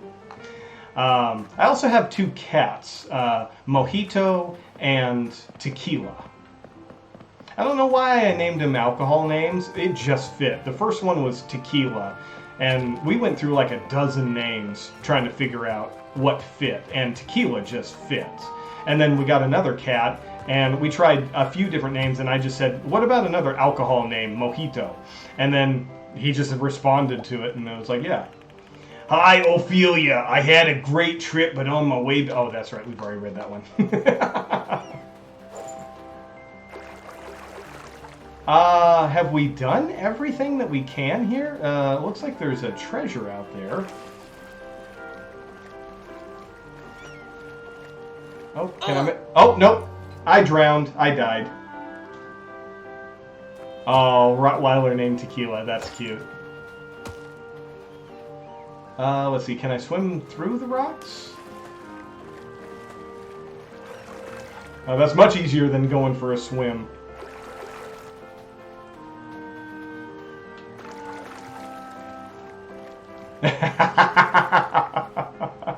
You know, dumb, that's one thing that's great about dogs. When they're dumb, there's just something endearing about them. Dogs are supposed to be dumb. Cats are too smart for their own good.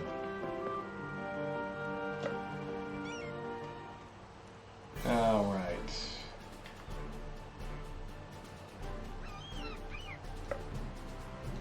Okay, it won't let me go here. Okay, that's Bomb Island. Hermit's Island, that's where we started. Withered Lands. Sandbar. Let's go to the sandbar.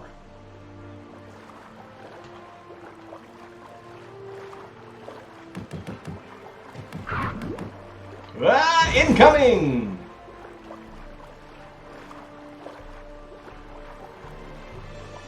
Oh yeah, and that's the thing I love. That's the one thing I do love about cats. They know they don't need us.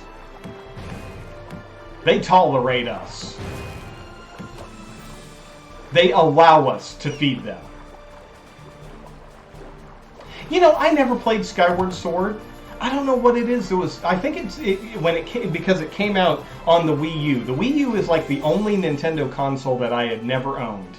And I know they just re-released it, but I don't know. I played Breath of the Wild. I don't know if I can go back to just regular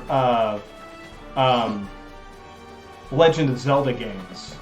Oh, you're thinking Wind Waker. Wind Waker was the one where where it was all sailing the high seas. And I loved Wind Waker. I know a lot of people did not like the sailing, but I loved it. You know, when you got the bombs and you could shoot cannonballs.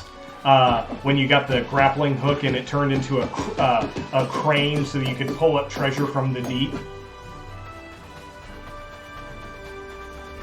Yeah, I think that was definitely Wind Waker.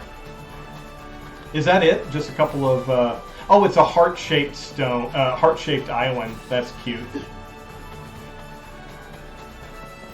Yeah, I think that's all. All right, well, we'll move on to the next island. And I'll say this much, Wind Waker, one of my all-time favorite incarnations of Zelda. She was great in that game. Not a damsel in distress. I hated how she was this badass captain of the pirates. And then as soon as everybody woke up and it was like, you're the keeper of the Triforce, they turned her into a princess, and I was like, no, I want my captain of the pirates. What was it, Tetra? I think that was her name, Tetra. It wasn't Zelda. I think it's been a long time since I played that one, but I loved that version of Zelda. All right, to the Perta Desert. It's hard to believe all this wasteland used to be a forest. Oris lived here. They are all gone. A great deal of wisdom disappeared with them. As soon as he said, it's hard to believe, all I could think was, it's hard to say what it is I see in you. Wonder if I'll always be with you. I don't know why. He's got a good gravelly voice. Oh, can we not read that? I know! How do you think I feel? I'm the one who brought up the song.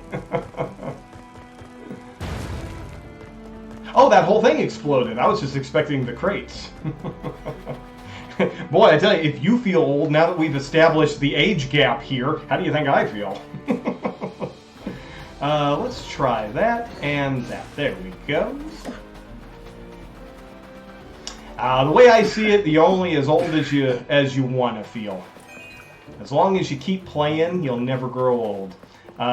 When I was a kid, there was a movie that I watched. It was the Twilight. Oh, hang on a second. It was the Twilight Zone movie. And in one of the segments, they had these old men and women in a retirement community, and was it Scatman Crothers who came in, and he brought this can with him, and they played a game of kick the can late at night when they were supposed to be in bed, and they all transformed back into children again. And there's a line that he said, the minute that we stop playing is, no, the day that we stop playing is the day that we start getting old. And I have lived by that mantra my whole life. Never stop playing. Oh.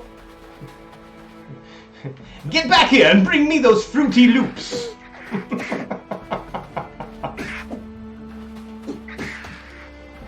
Lemony yellow, grapey grape, orangey orange. Let's see, can I fight this guy without him killing me? No, he's got some reach.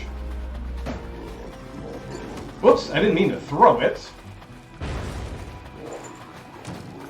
Oh! I wanted to... No, set it down. Ah! Whoa! Oh, I don't have any more. I don't have any more stamina. Gotta stand still. There we go. Oh! Did that kill him? I was not expecting that to kill him. That's great. I gotta keep that in mind. Carry rocks. Orange Fanta flavored Jello cups? That sounds delicious.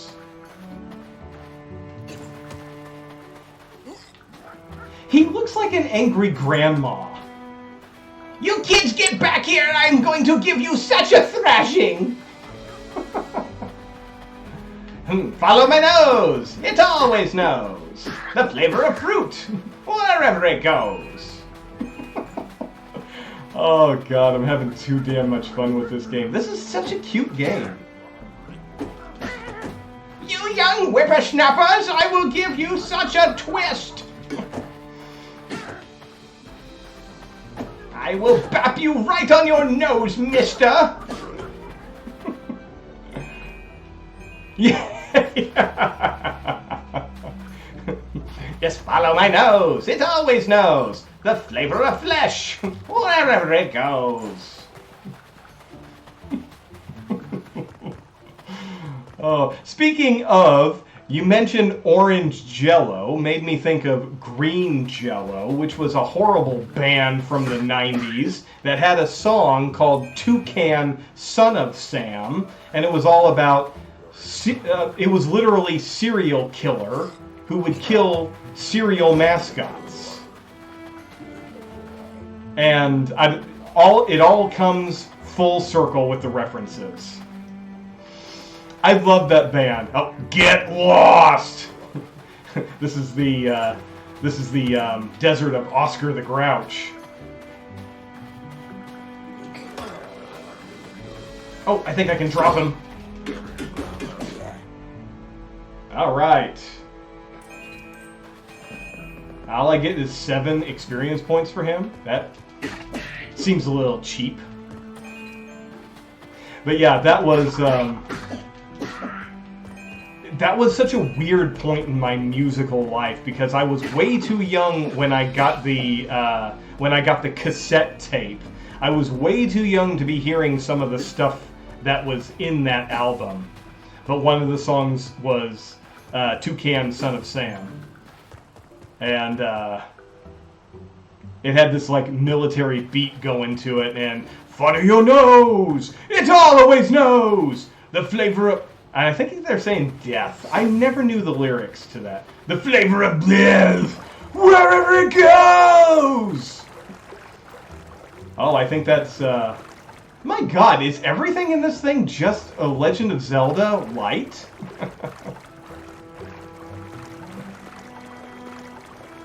Oh, what did he get you? Did he get you something that was not age appropriate? Please say that he got you something that was not age appropriate.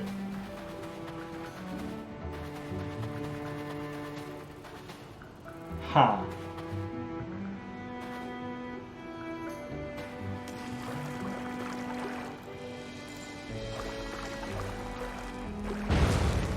Nope. Nothing there. Oh, that's cool. Oh, I loved Doom. You were 5 years old. Yeah, a little violent there. Let me ask, did your dad have any idea what he was buying you? Or did you have any idea what you were getting?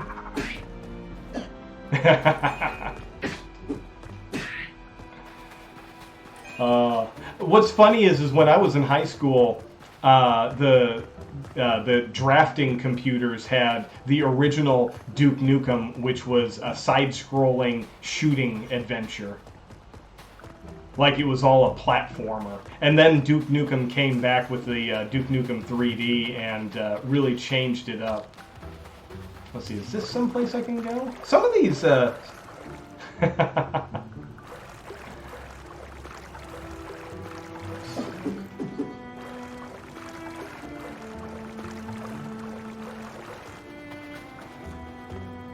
looks like a...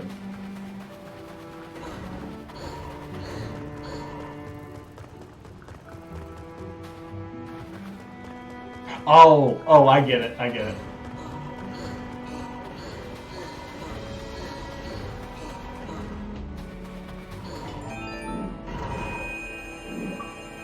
Oh, another achievement. Hard worker. Move crates and objects 100 times. Yeah, Wolfenstein 3D, that was the other one we had. But unfortunately, we got the edited version, so there were no Nazis and Nazi symbolism. It was all just German symbolism. Yeah, it was... I mean, you still fought Hitler at the end, but he only said, "Coming for you," in this weird, no way is this a German talking voice.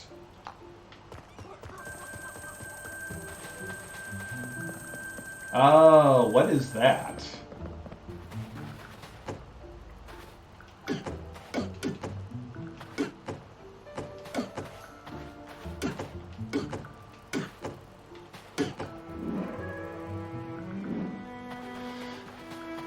I assume that's what I was supposed to do.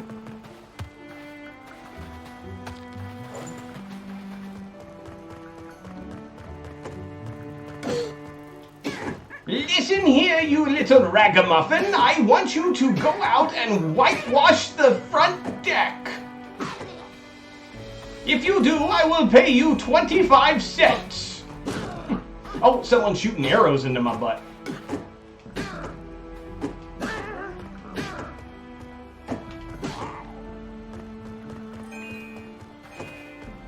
I think there was an archer over here or something. Yeah! Look at that, look at that, look at this Mad Max looking thing.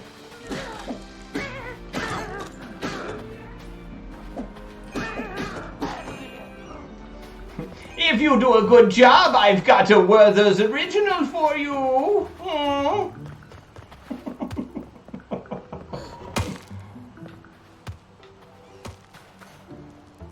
Okay, what am I doing? Do I do... Oh, okay, there we go. What's that look on your face? Ever seen an Oru before? No. You know, Werther's Originals are great, but they are an old person candy. Oh, there we go. What's that look on your face? Never seen an Owlru before? I'm assuming that's supposed to be owl with ru at the end. Owlru? I'm grateful that you saved me, but I must be going. Come to see me on the other side of the desert. I'm at my hideout. Statues are the key to my place. My name is... I don't think I can say that.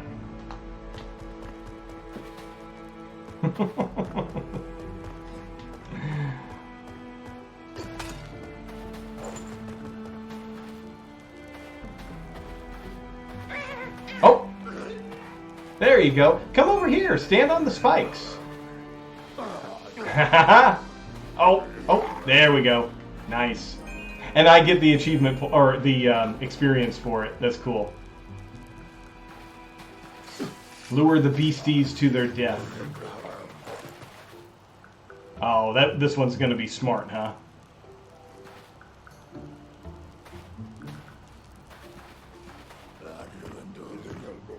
Blah, blah, blah, blah, blah, blah, blah. That's great.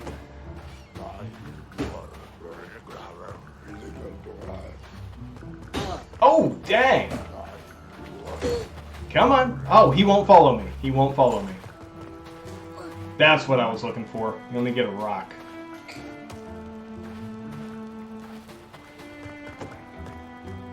Oh man, they're just spawning.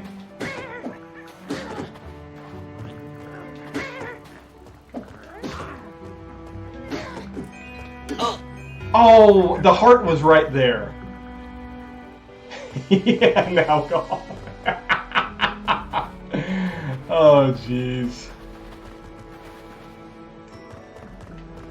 Definitely having way too much fun with this game. Okay.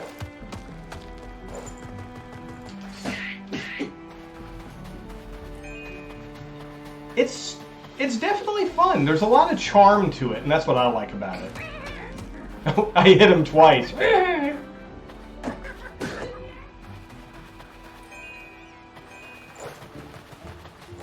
Like I said at the beginning of my broadcast, it was on my list for a long time, my wish list. I just never picked it up, and it finally went on sale, like a massive sale. And if you have Xbox, it's on sale in the Xbox store right now. I can't remember what I paid for it, but whatever I paid for it is Australian price. Oh, that's another thing here. Gaming is so much more expensive here. Like when games first launch, it's about a month before they drop from over $100. It's insane how expensive some of these games actually can be.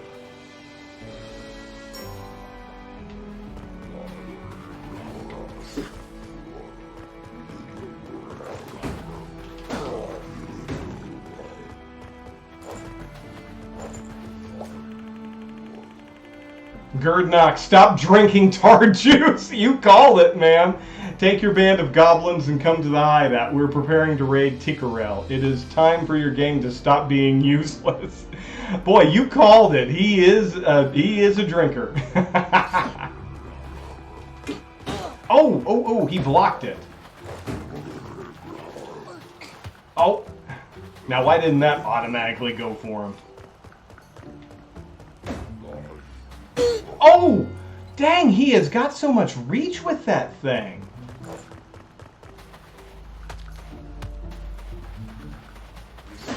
Oh, jeez, there's another one.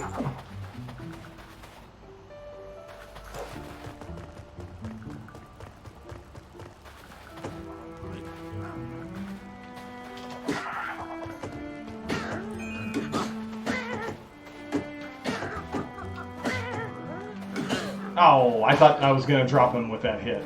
I need to save up as much as I can for the big boy.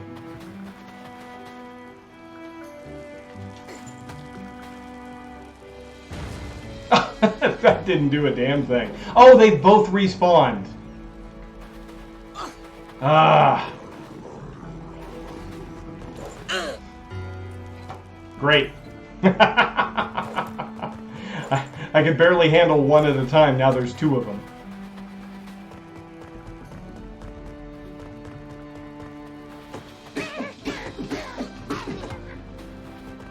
Alright, I'm going to throw my stool at them.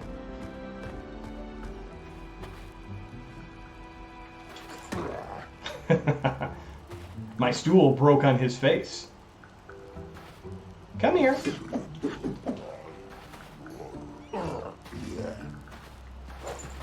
See, oh, those spikes are tricky to get around.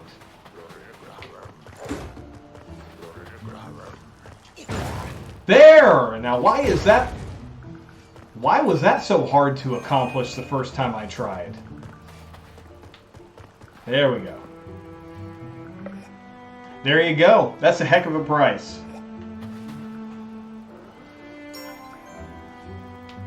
Yeah, I would definitely pay $3.75 for that. Okay.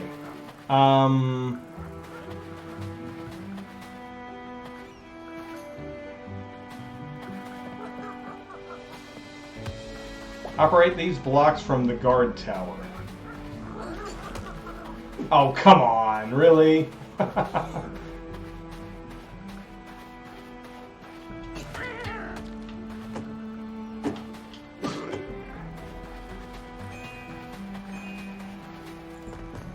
So where's the guard tower?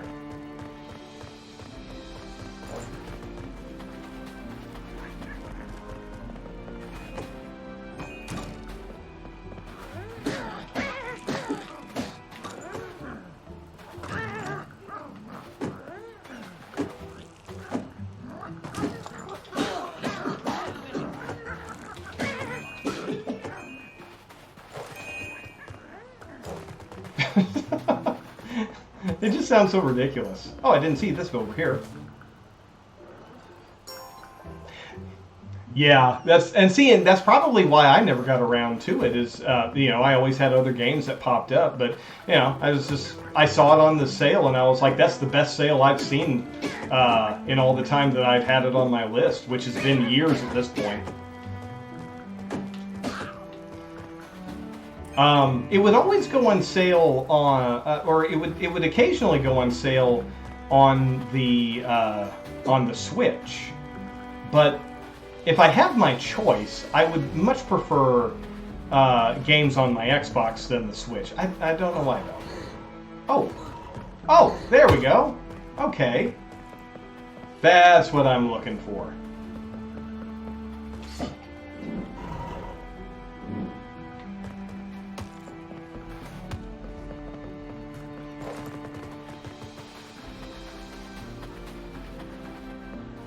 Okay,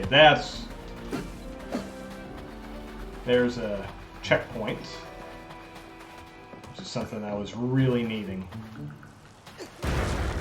That was way more fun than battling them one at a time.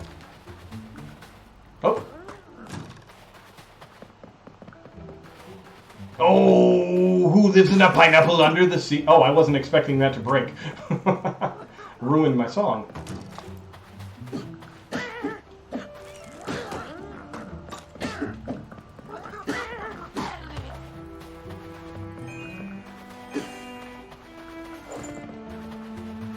Just checking to see if there's anything over here. A reset button.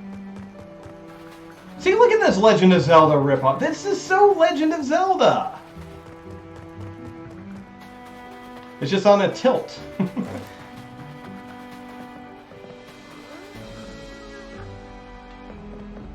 Oh, that's cool. That's a hell of a price.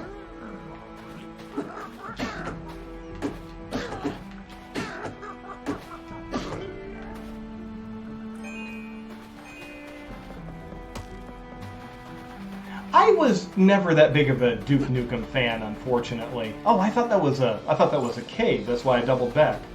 I enjoyed a few of the games, but the one thing I hated was with all the Duke Nukem games, it would be like there's one game that's on the N64, one would be on the PlayStation, one would be, you know, on this console, and I had trouble keeping up after a while, and I was like, So it was like, let me see if I can push these. I thought, oh, okay, that's not the solution.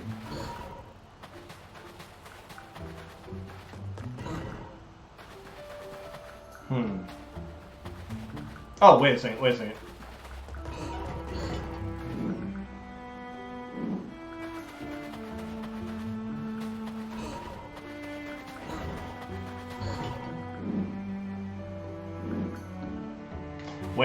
a second. Something else happened when I... There it is. There. Now we got it.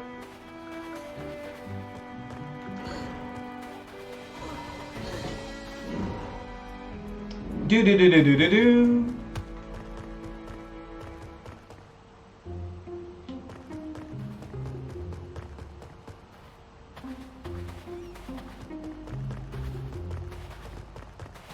Oh, there he is. Thank you for saving me from the Dire Folk camp. I'm sorry I had to leave so fast. I would like you to have this. It's just a simple spell, but it has saved me from trouble many times. Exactly. There were so many versions, and it was like, if you didn't have the right console, you wouldn't get the definitive version. There were so many of that happening. Like the Mortal Kombat for the Super Nintendo was the better looking game, but if you wanted the blood and violence in it, you had to play the Sega Genesis version. I hated that sort of stuff. I am the last of my species. As forests of Perta withered away, so did my people. 50 years ago, I witnessed my brother dying in a battle far from our homeland.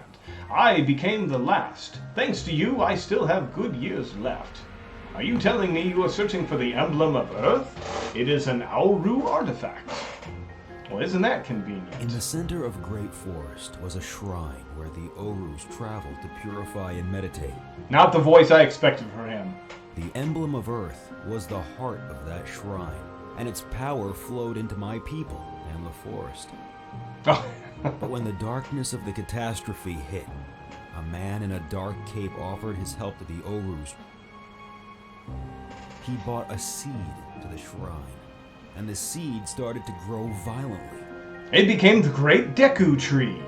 Now Termus, a demon plant, has taken over the shrine. The shrine is located on a nearby island that used to be a part of the Perta continent. Travel to Great Forest. Those lands belong to us Orus. The spirits of our ancestors rest there. See, I would have given him a more bird-like voice. Like, ooh, go to the Great Forest to find the emblem of Earth. Ooh. But that's just me. I'm not the game creator. Oh, his brother Boldwing.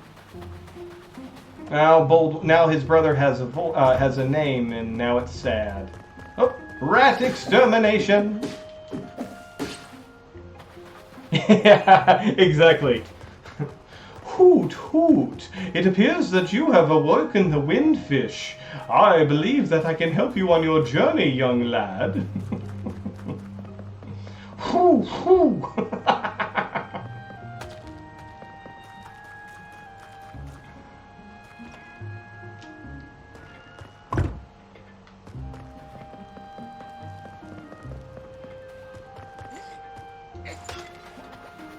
Breaking your stuff, smashing your bottles, you're the last of your kind, there's nothing you can do.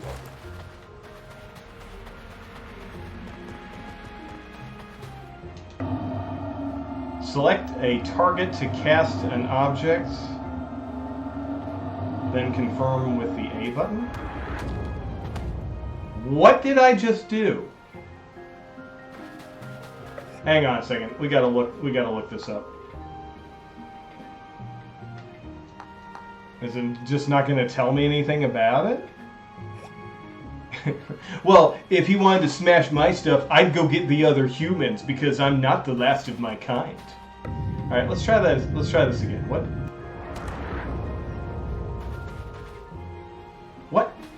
What is happening? Select a target to cast an object. I don't get what is happening. Is it just I'm... Okay, so that's magic, okay. I'm so confused.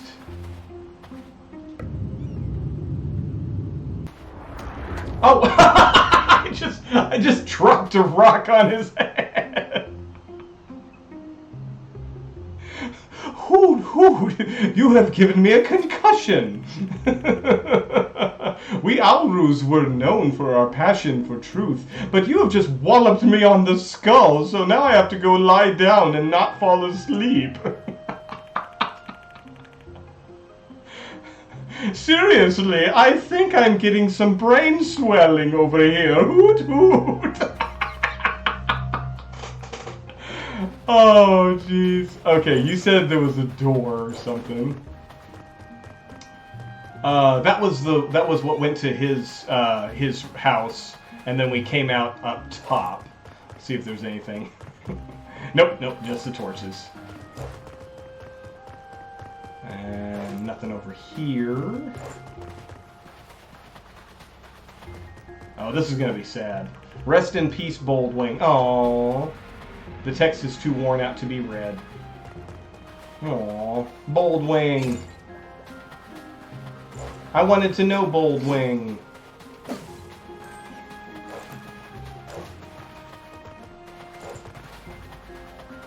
Alright, let's see what's over here. Ah, there is something.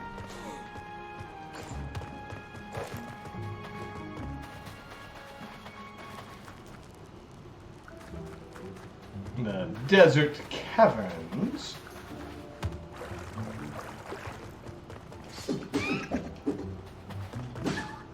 It's so weird being able to hit those bats from so high up. I'm just swinging and hoping for the best.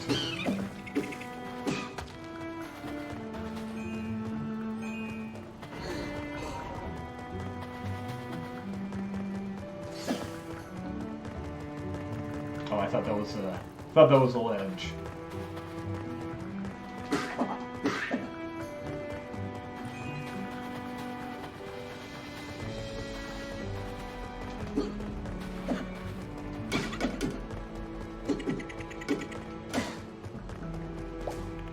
Force spell summons an object to a spot you choose. It can be used to interact with things you cannot reach.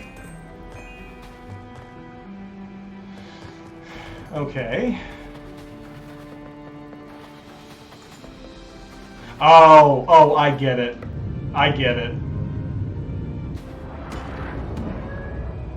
It's just dropping random items. I thought it was like duplicating. Hey, I installed this button so that you can use it with your spell. You don't need to worry about those dire folk using your shortcut. Okay, alright. It's literally just dropping items where I select.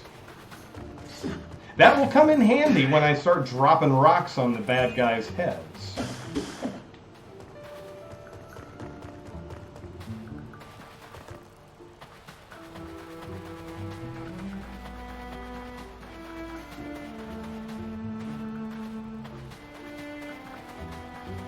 And it's weird, the ledges that you can drop versus the ones where you can't.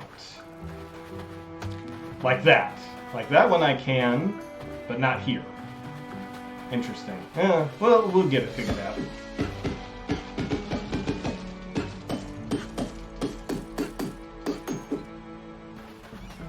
I don't know if those are ever going to be used for something, but...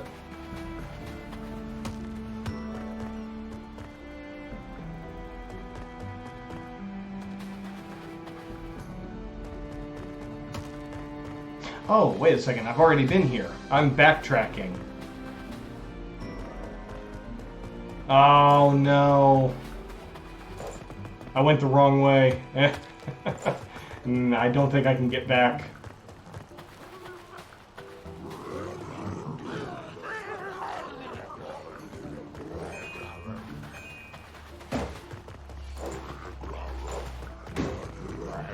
Just push him out of the way.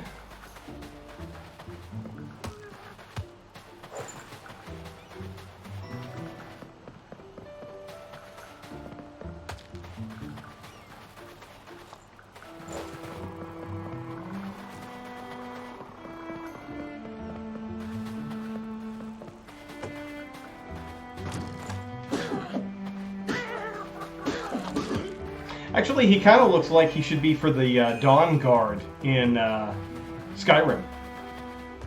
Yeah, exactly. We've already established that they're known drunks.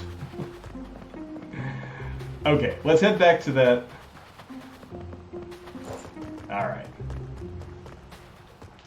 And there's a treasure chest up there, but I'm not exactly sure how to get there.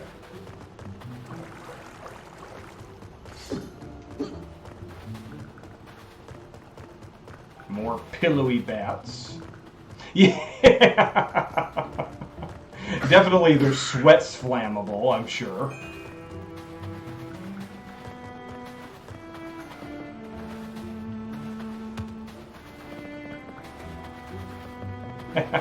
Do one of these. Do a shot, kid. Okay, so we had to open up this gate here.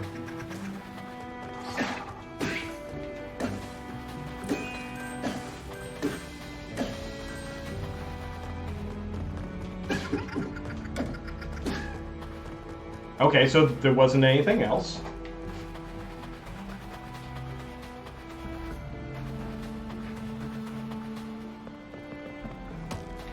Okay, that's what I missed, is I needed to fall down here. Oh, still can't get over there.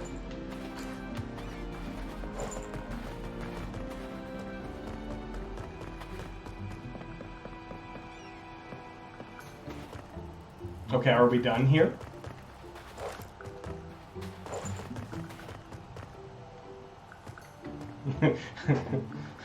Watch out for goblins and ogres! What are you doing in my swamp?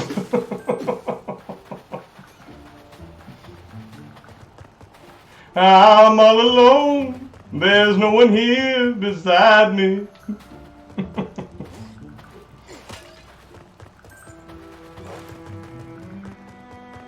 And tomorrow morning, I'm making waffles. Oh, get out of the way, get out of the way. I don't know if bombs can hurt me yet.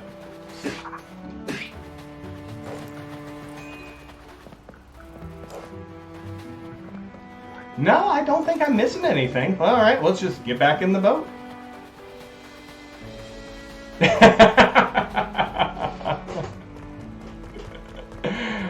It's a good movie. The first one and the first one's great. The second one is fun.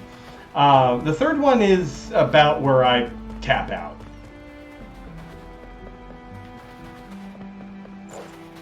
See, and that's the thing I loved about Shrek was I was an adult when it first came out, more or less, and I got all the dirty jokes and all the references. And oh, there was a new island for me to go to. So I caught all the references, and then as the story went along, it got more and more kid-friendly, and the edge got taken off. Because red sky at night, sailors delight. Red sky at morning, sailors take warning. When I was a kid, there used to be a cartoon that I would watch. It was in syndication, but it was Rocky and Bullwinkle, and they had this segment that was Fractured Fairy Tales, and that's what Shrek felt like, was a full version of Great the forest Fractured Fairy expanded Tales. all over the Perta continent, and now only this small island remains. Deep within it lies the forest shrine, a sacred place of Oris. What his voice reminds me of something. I can't place it. Alright. I'm away, but I'm not gone. I must be brief in my words. There are dark forces who want to stop us. Watch out for the strange boat. Black Hat. I don't know why. I feel like just making every single one of those letters in a bottle to be kind of a Brooklyn accent. But the Fractured Fairy Tales, they were always, the fairy tales that you know, but with a weird twist. That's what it is. No, it's not Fable.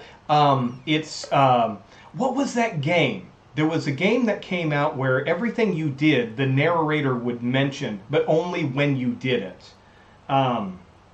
Bastion. He sounds like he's doing a version of Bastion, and I don't know which one came out first. This or Bastion. But that's another game that I bought and haven't gotten around to yet.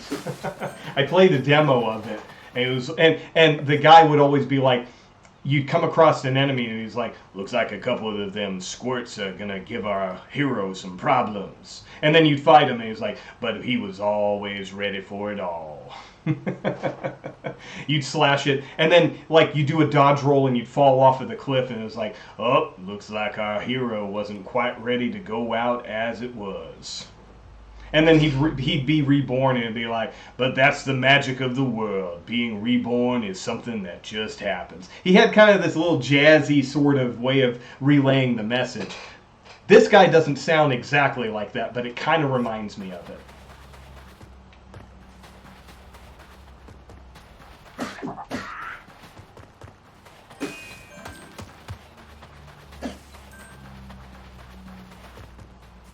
Like, the amount of voice work that went into that game was ridiculous. Yeah, Morgan Freeman. My God, a buddy of mine that I used to work with could do not a spot-on Morgan Freeman, but good enough that you knew what he was doing.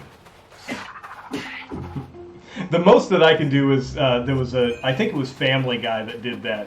As far back as I can remember, people have enjoyed the sound of my voice. So it became natural that I would get into voiceover work. It's not difficult. I'm just sitting here in my chair, sipping my Earl Grey tea. The walls are covered in things that appear to be egg crates, but they are soft and spongy, like a Twinkie, like a Twinkie. And I wish I could do a Morgan Freeman impersonation, but that's it. That's it right there. So no, I can't do a Morgan Freeman impersonation.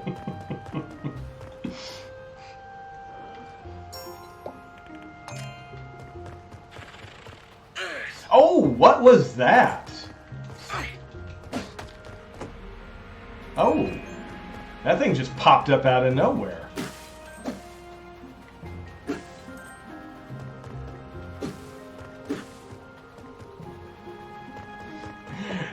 I don't know why, but anytime I start doing impersonations, the one that always comes up is, have you ever seen the movie Harlem Nights with Eddie Murphy?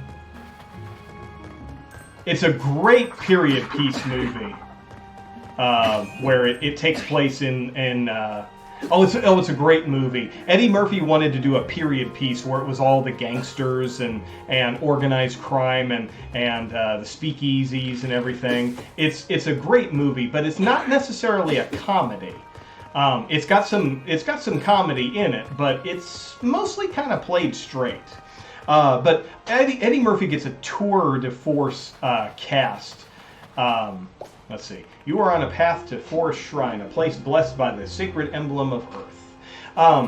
Eddie Murphy gets together a tour de force of black comedians and actors and actresses, and it's a great movie. Let's see, who else is in it? Richard Pryor, Red Fox, Arsenio Hall.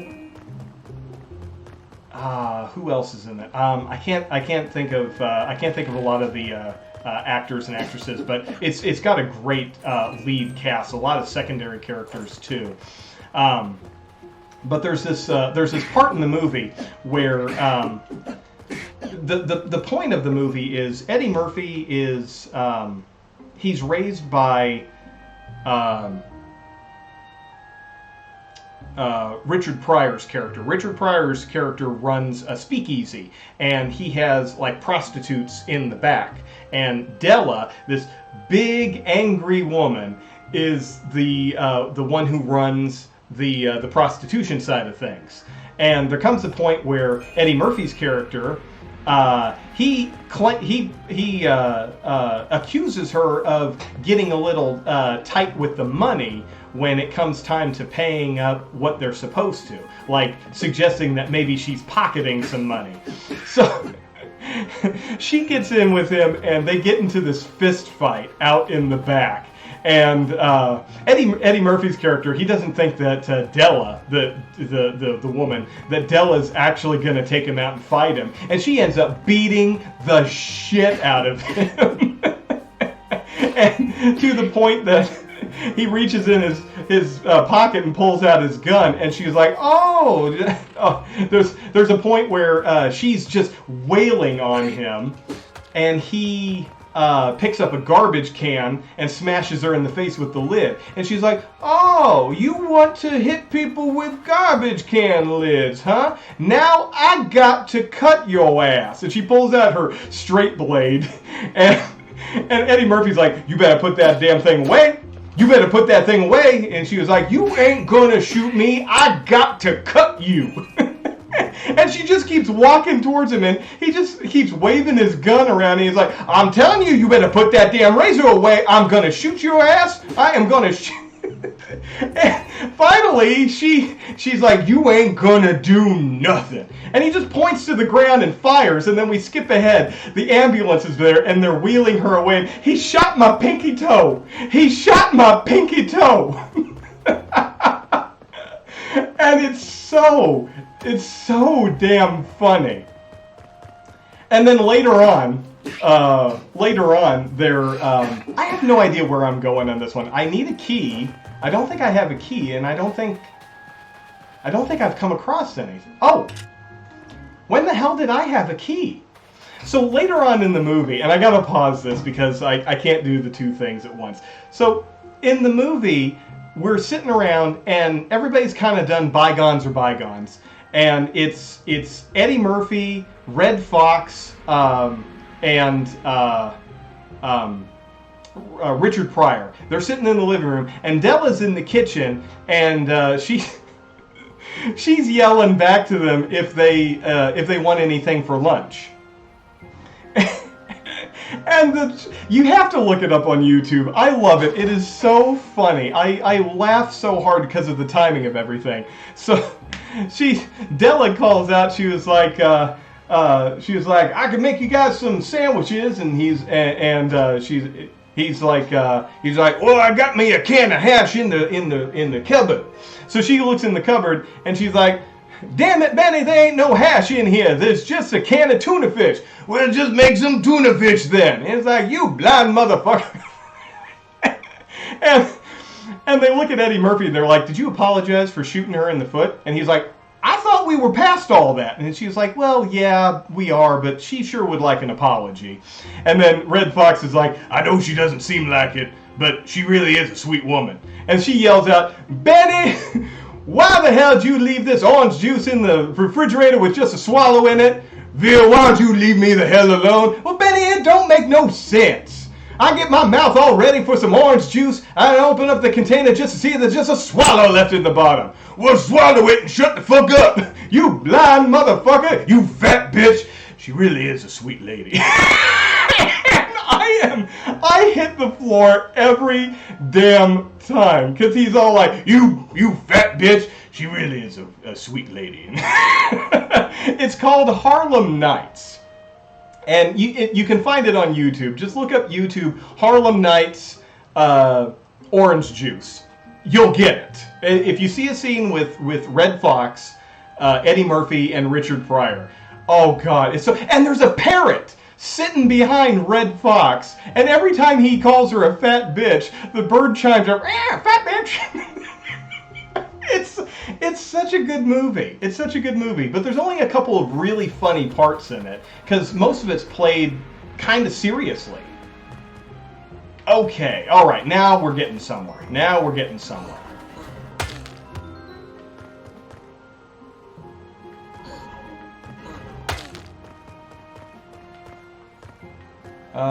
Let's see, I want to do that.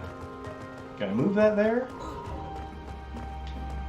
Oh, I get it now. I get it. I messed it up.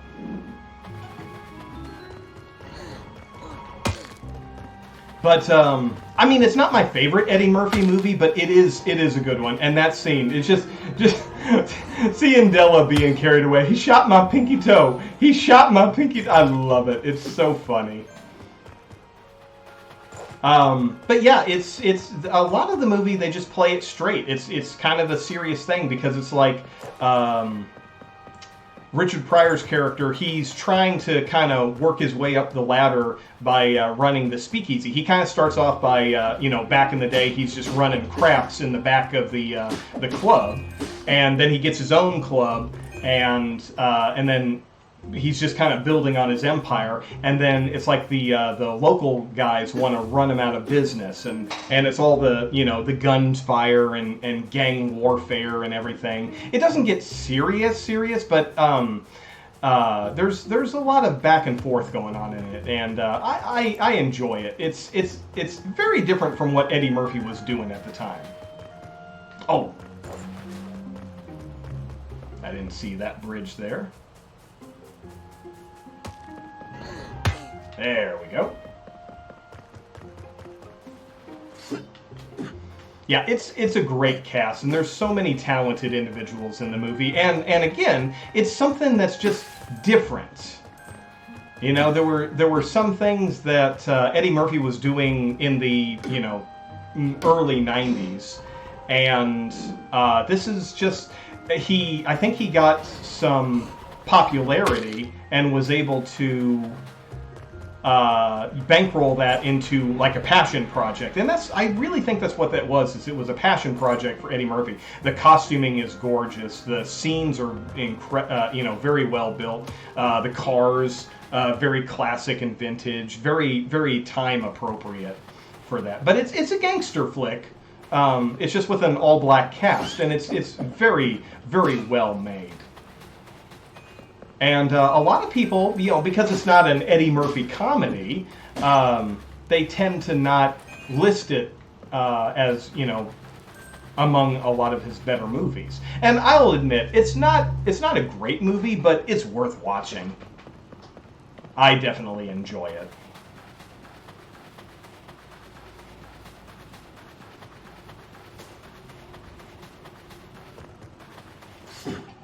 It's kind of like, I don't remember if he did that one first or if he did Coming to America, but my God, Coming to America is one of my absolute favorite Eddie Murphy movies. When they're... Did that switch activate? I feel like it did.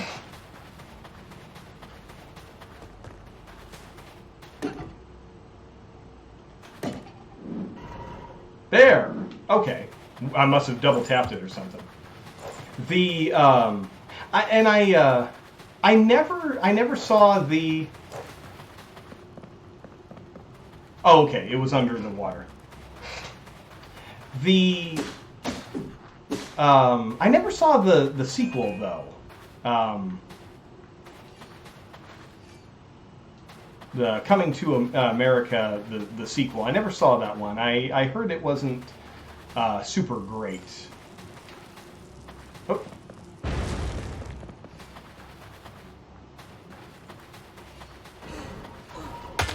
Part of me, sometimes when you see the trailers, it's like there's a movie that sometimes you'll see a sequel to a movie and you feel like I would rather just retain. Ooh, we got a new.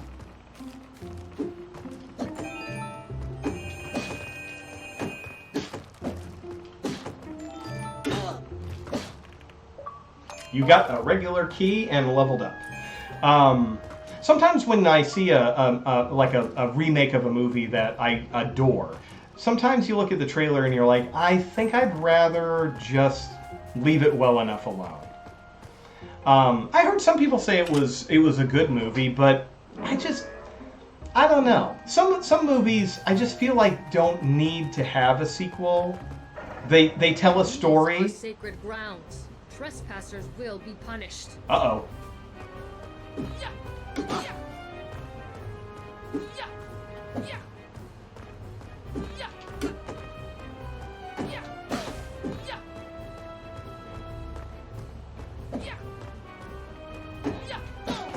Man, we're all Bloodborne, Dark Souls, and all that up here. That's true. Some sequels do build on everything, but some stories I'm just like I don't think need to be revisited. Like some movies are just so perfect that they don't need anything more.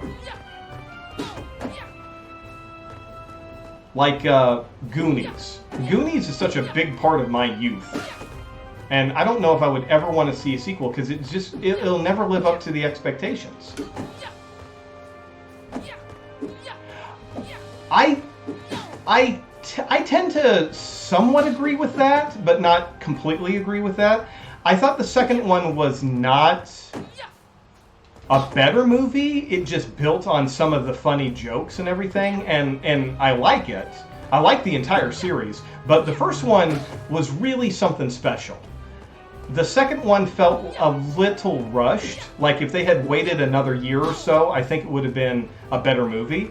But the third one I really like. But they concluded it all. I hear they're trying to get a fourth one going, and I haven't heard anything new about it.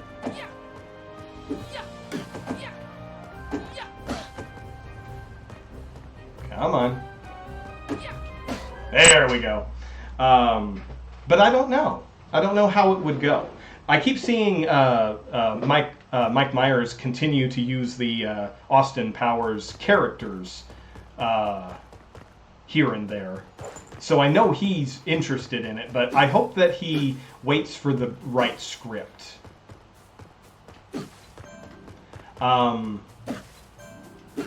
It's kind of like the Bill and Ted. Bill and Ted Face the Music. I'm not going to stand here and say that the Bill and Ted movies were perfect and, that a sequel would just ruin the experience. Because it definitely, that's right, exactly, the Dr. Evil commercial. But he also did some, like, news and everything in the last couple of years or something. It was bizarre. But, what do we have here? Oh, I leveled up. You are a rookie adventurer. You gain the ability to carry up to 10 bombs at a time. Oh, okay. Is that something Nope, I'm going to have to find a switch or something. But like the Bill and Ted Face the Music. I don't think it was a bad movie, but I don't think it was a great movie. But again, I went back and I rewatched the original, the first two movies. The first movie, oh, there it is. The first, it was there. I like what they did, but I feel like they were just cashing in before Keanu Reeves and Alex Winter. Is it Alex Winter? Before they got too old. I feel like that's what they were doing was, we're getting old, we got to get this movie done, we waited long enough for a script, but we're getting too old to do this.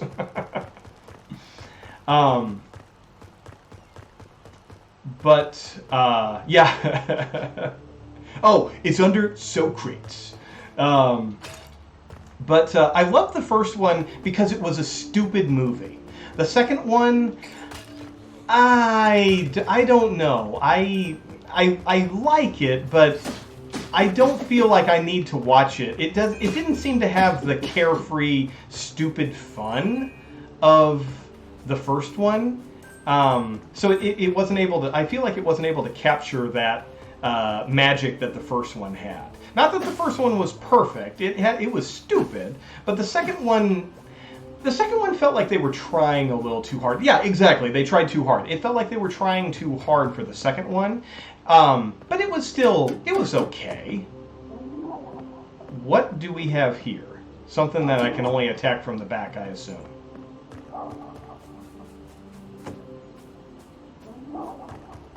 Weird.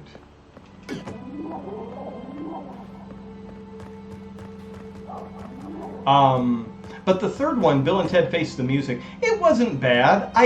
The one thing I like about it is I like the overall message. Bring the world together with music, and that's the whole point of it. Because music is something everybody can participate in one way or another. And I like that. I actually got some goosebumps when that movie kind of came to its conclusion. But I don't know. It's just, there was something about it that just felt, it didn't feel like it was authentic.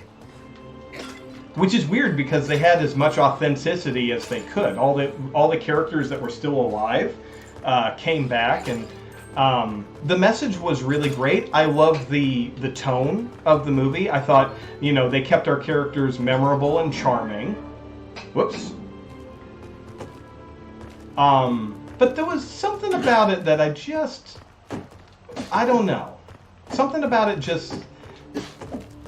It's one of those movies that I'm not upset that I watched. I'm glad that I watched it, but I feel like I don't need to see it a second time.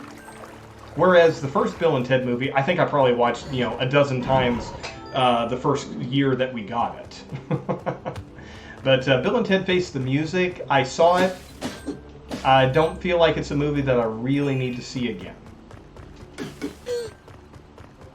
Boy, he's hard to turn around. Let's try this.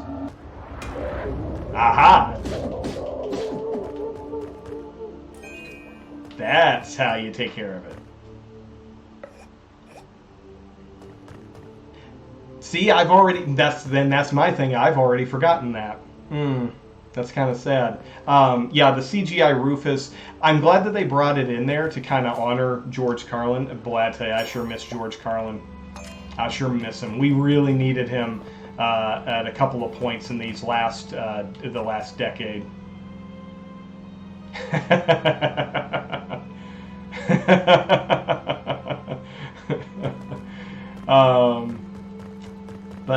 Yeah, I don't know. It's like I said, it had some memorable parts to it. Don't get me wrong. I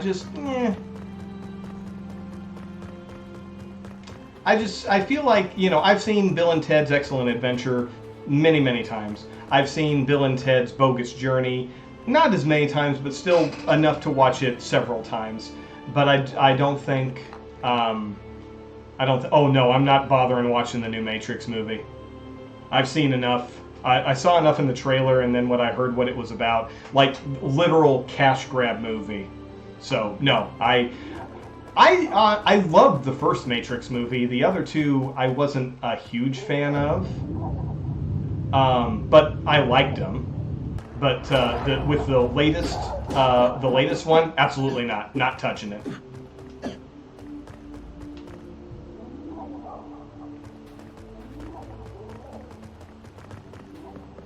Oh, we did get a key. All right, so now we can head down there. Whoops. Well, the thing I liked about it was it concluded the story. It finished it. And then, like, I was watching a review that was talking about the new Matrix movie, and they literally are referencing the fact that it's a cash grab, that they're going back, and it's like they were trying to be meta, and they were trying to be, like breaking the fourth wall with its ironic sort of sense. And everybody who watched it that I watched reviews of said that they were just rolling their eyes. In a green chest, a special key lies. It opens the doors you cannot reach, and an incredible power it wields. Okay.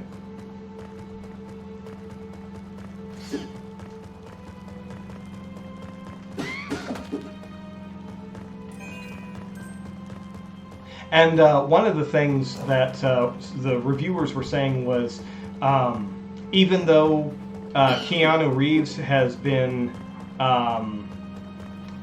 in the John Wick movies and shown that he can still do fight choreography, they said that the fighting in The Matrix was just terrible. Like, obviously bad, not anywhere near the caliber that you expect for a Matrix movie.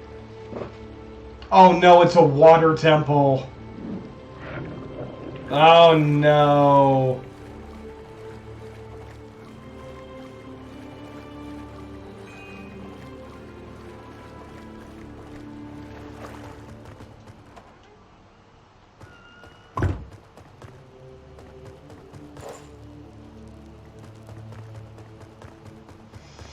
Okay, well, I am gonna need a key.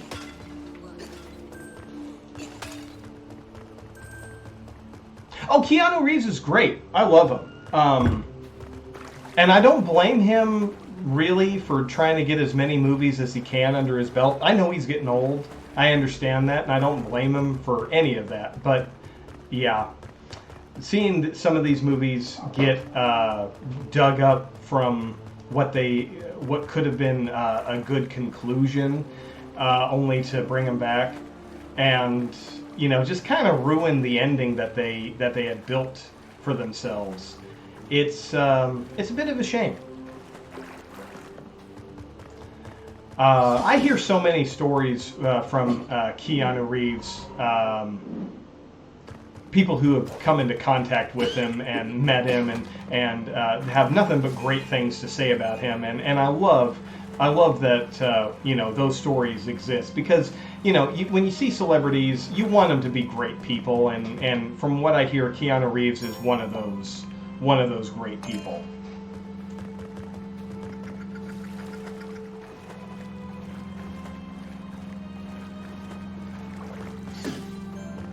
Whereas, you know, some celebrities you hear stories about and talking about how they couldn't be a bigger dickhead if they tried. Yeah, Tom Hanks is another one that I hear a lot of good stories about. But then some people will meet, you know, a high-level celebrity, and they'll just be a gigantic ass. Oh, we got a plant monster. A dancing plant monster.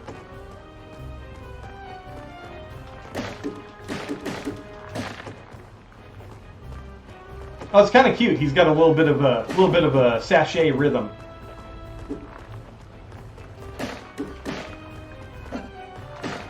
Oh.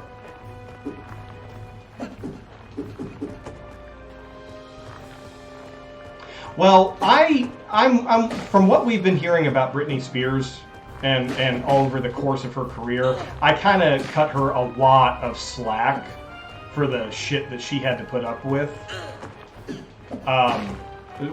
her dad and all that. So I'm of the mindset that I'm ready to just let her go, do her own thing. If she wants to disappear forever, that's fine. If I were to ever run into Britney Spears in real life, I was never a big fan of her, but I'll admit, Toxic is a hellaciously catchy song.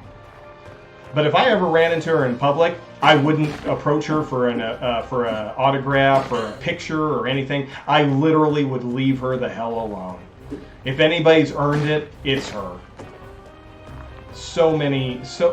There's a lot of celebrities who, you know, are just bad people. They're just, you know, and the fame goes right to their head. Oh, I don't want the dancing vine to disappear. I want to boogie with it. Let me make it Let me make friends with it, and then we can. All right, need a master key. Well, what did I just get? Oh, just got a regular key. Oh, so yeah. But you know, some celebrities I would approach. I've actually met a couple of celebrities. In real life. I used to work in radio. I worked at a country radio station, and every once in a while I would get a project that other people they were either not able to get to themselves, or they would be too busy to do, or something, and I would get the occasional treat. And, oh, I can just throw bottles at these guys. There was one point like Joe Diffie. I was able to, I was given the ability to introduce him to a crowd at a concert. And I had a meet and greet as a trade-off. You know, I'd go backstage. I got to pass out some meet and greets to some fans out in the lobby, and I met some really great people out there who were thrilled to be able to go backstage. And Joe Diffie didn't say one word to me.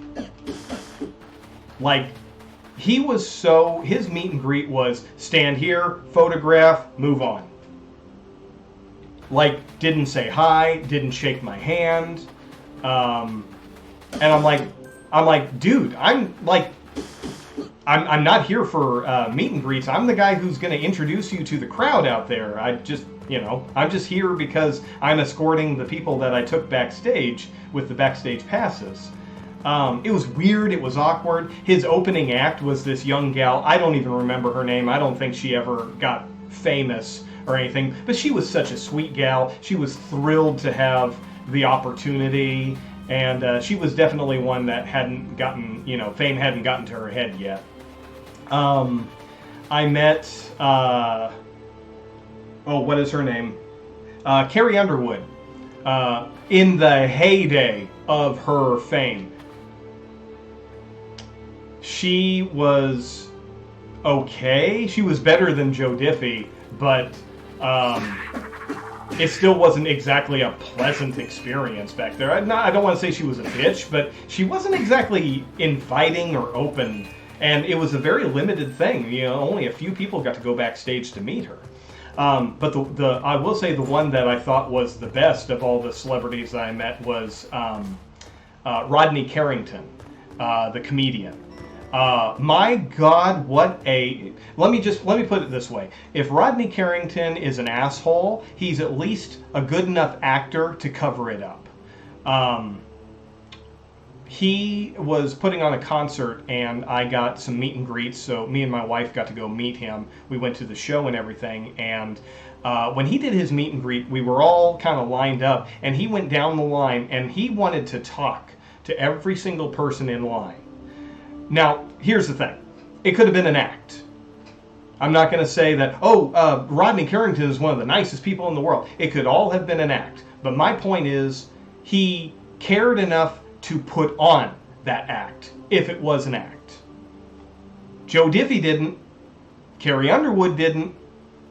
Rodney Carrington did. So, and Rodney Carrington, he is a tiny, tiny man. I'm 6'3". I had to bend down to get into the photograph. I think he's like 5 feet nothing. But he's a funny bastard, funny guy. He put on a great show. Dirty, dirty comedian, but he's funny. But, oh, that's cool. I did, exactly. I always forget, I didn't meet her, but I was at a Comic-Con, and I did get to see Linda Blair from The Exorcist. And the people who I was with, they did meet her and agreed that she was very nice. She was happy to be there, or again, like I said, that if you can't be happy to be there, at least be a good enough actor or actress to fake it. That's all I'm saying. That's kind of what your role is you're an actor or an actress. Just be good enough to fake it. That would be cool. Was she cool, or I'm hoping that she'd be someone who you'd want to actually meet. Oh, that's cool. How? What was the reason that you met her? Was it a convention or something? Comic-Con? Yeah, I have never been to a Comic-Con. I've always wanted to go, but there's always been things that have prevented me from going. When I saw Linda Blair, like I said, I saw her. I didn't get in line to see her. She was at a horror convention, which was a lot of fun. But it's the only convention I've ever been to. Crypticon is what it was. I need to hit a switch, and I'll be damned if I... Oh, there it is.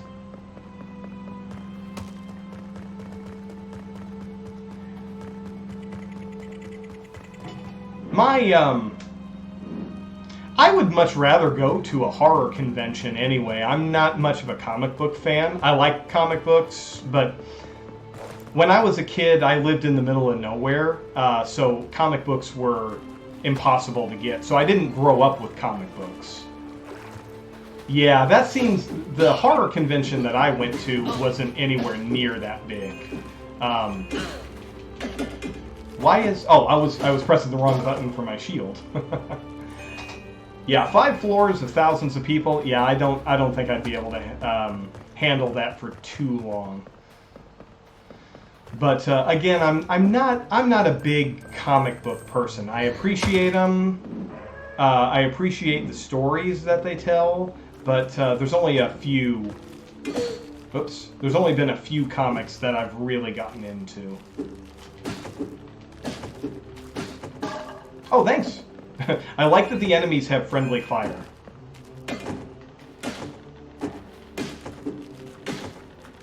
Oh, run away, run away.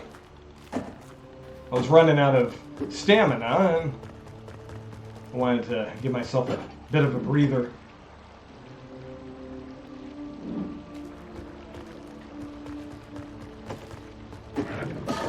There we go.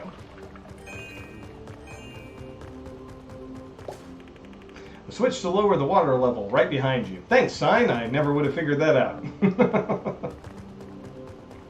So glad you're here to give the tough answers. Oh, Oh, okay, I see what I need. Gotta go the long way. See, and yeah, that's the thing about Comic-Con is, you know, if you get a good one, you have diversification. Oh!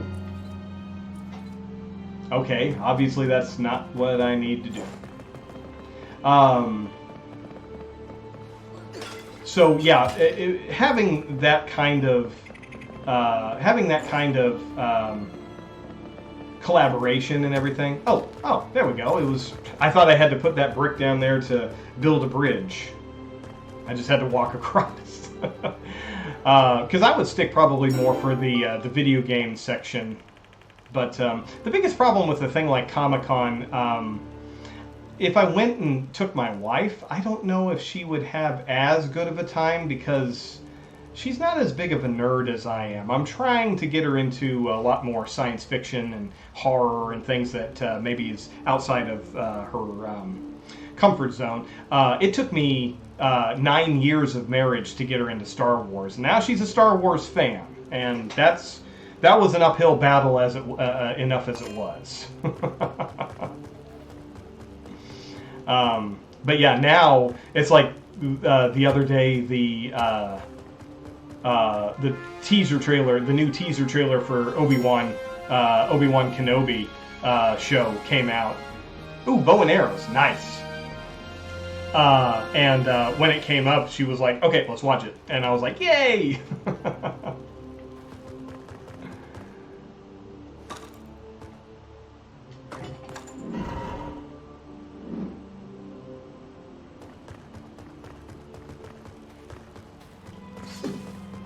Yeah, I'm thinking I'm just gonna finish this dungeon, or at the very least find a connection. I think I got the arrow. I don't think I have any more bosses. There's I saw an arrow or a target.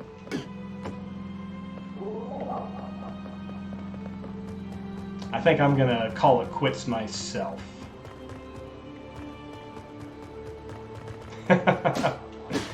Tomorrow's Friday, I think, isn't it?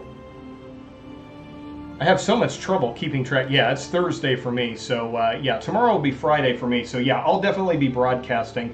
Probably be playing more Oceanhorn. So if you're around, I'll see you then. If not, enjoy your gaming, and we'll definitely catch you next time, whenever that may be. After Friday, it will be a silent weekend until Monday for me, which will be the next time, because I just do Monday through Friday. There is a treasure chest over here. I'm seeing it on the map, but I'm not sure how to get there. All right, so thank you for hanging out, and it was a lot of fun. Before you do get to bed, though, look up Harlem Nights orange juice, and you'll thank me. You'll thank me next time that I'm on, or next time you follow. I guarantee it. You'll love it.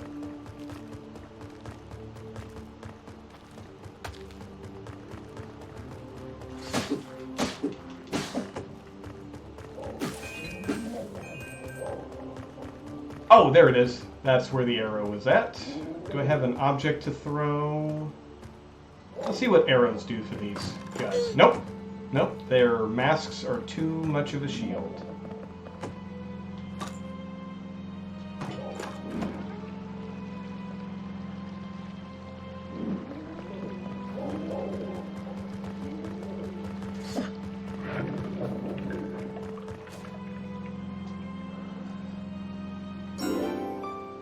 Yay! You found a heart piece. Collect 4 of these.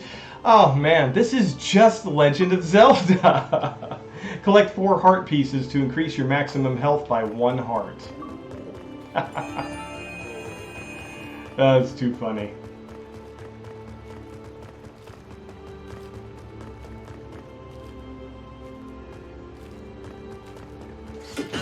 Oh.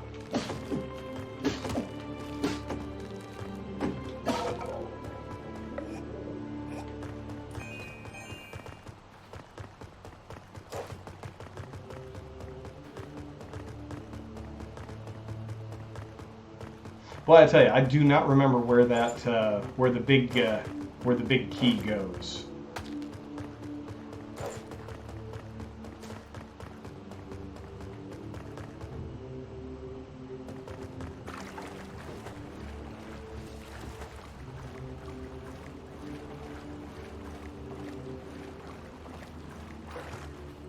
No, it wasn't there.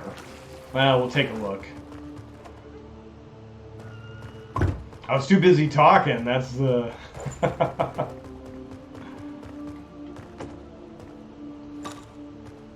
Oh, wait. I've already done this one.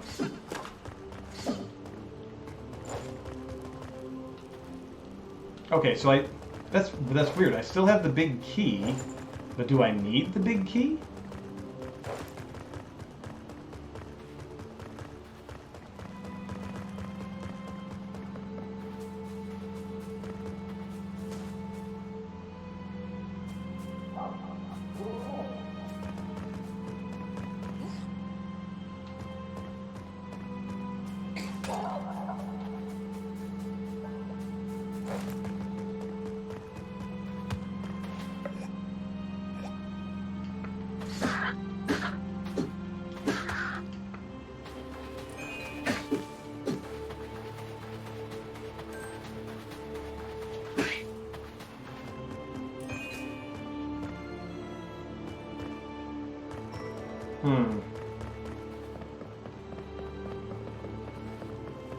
Yeah, I am so lost.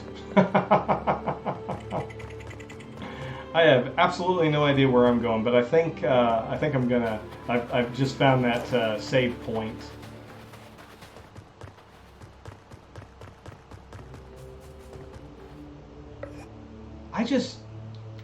It's. Whoops. No. That's not what I meant to do. It's just so weird that I don't have a map that I can look at. It's just the mini map.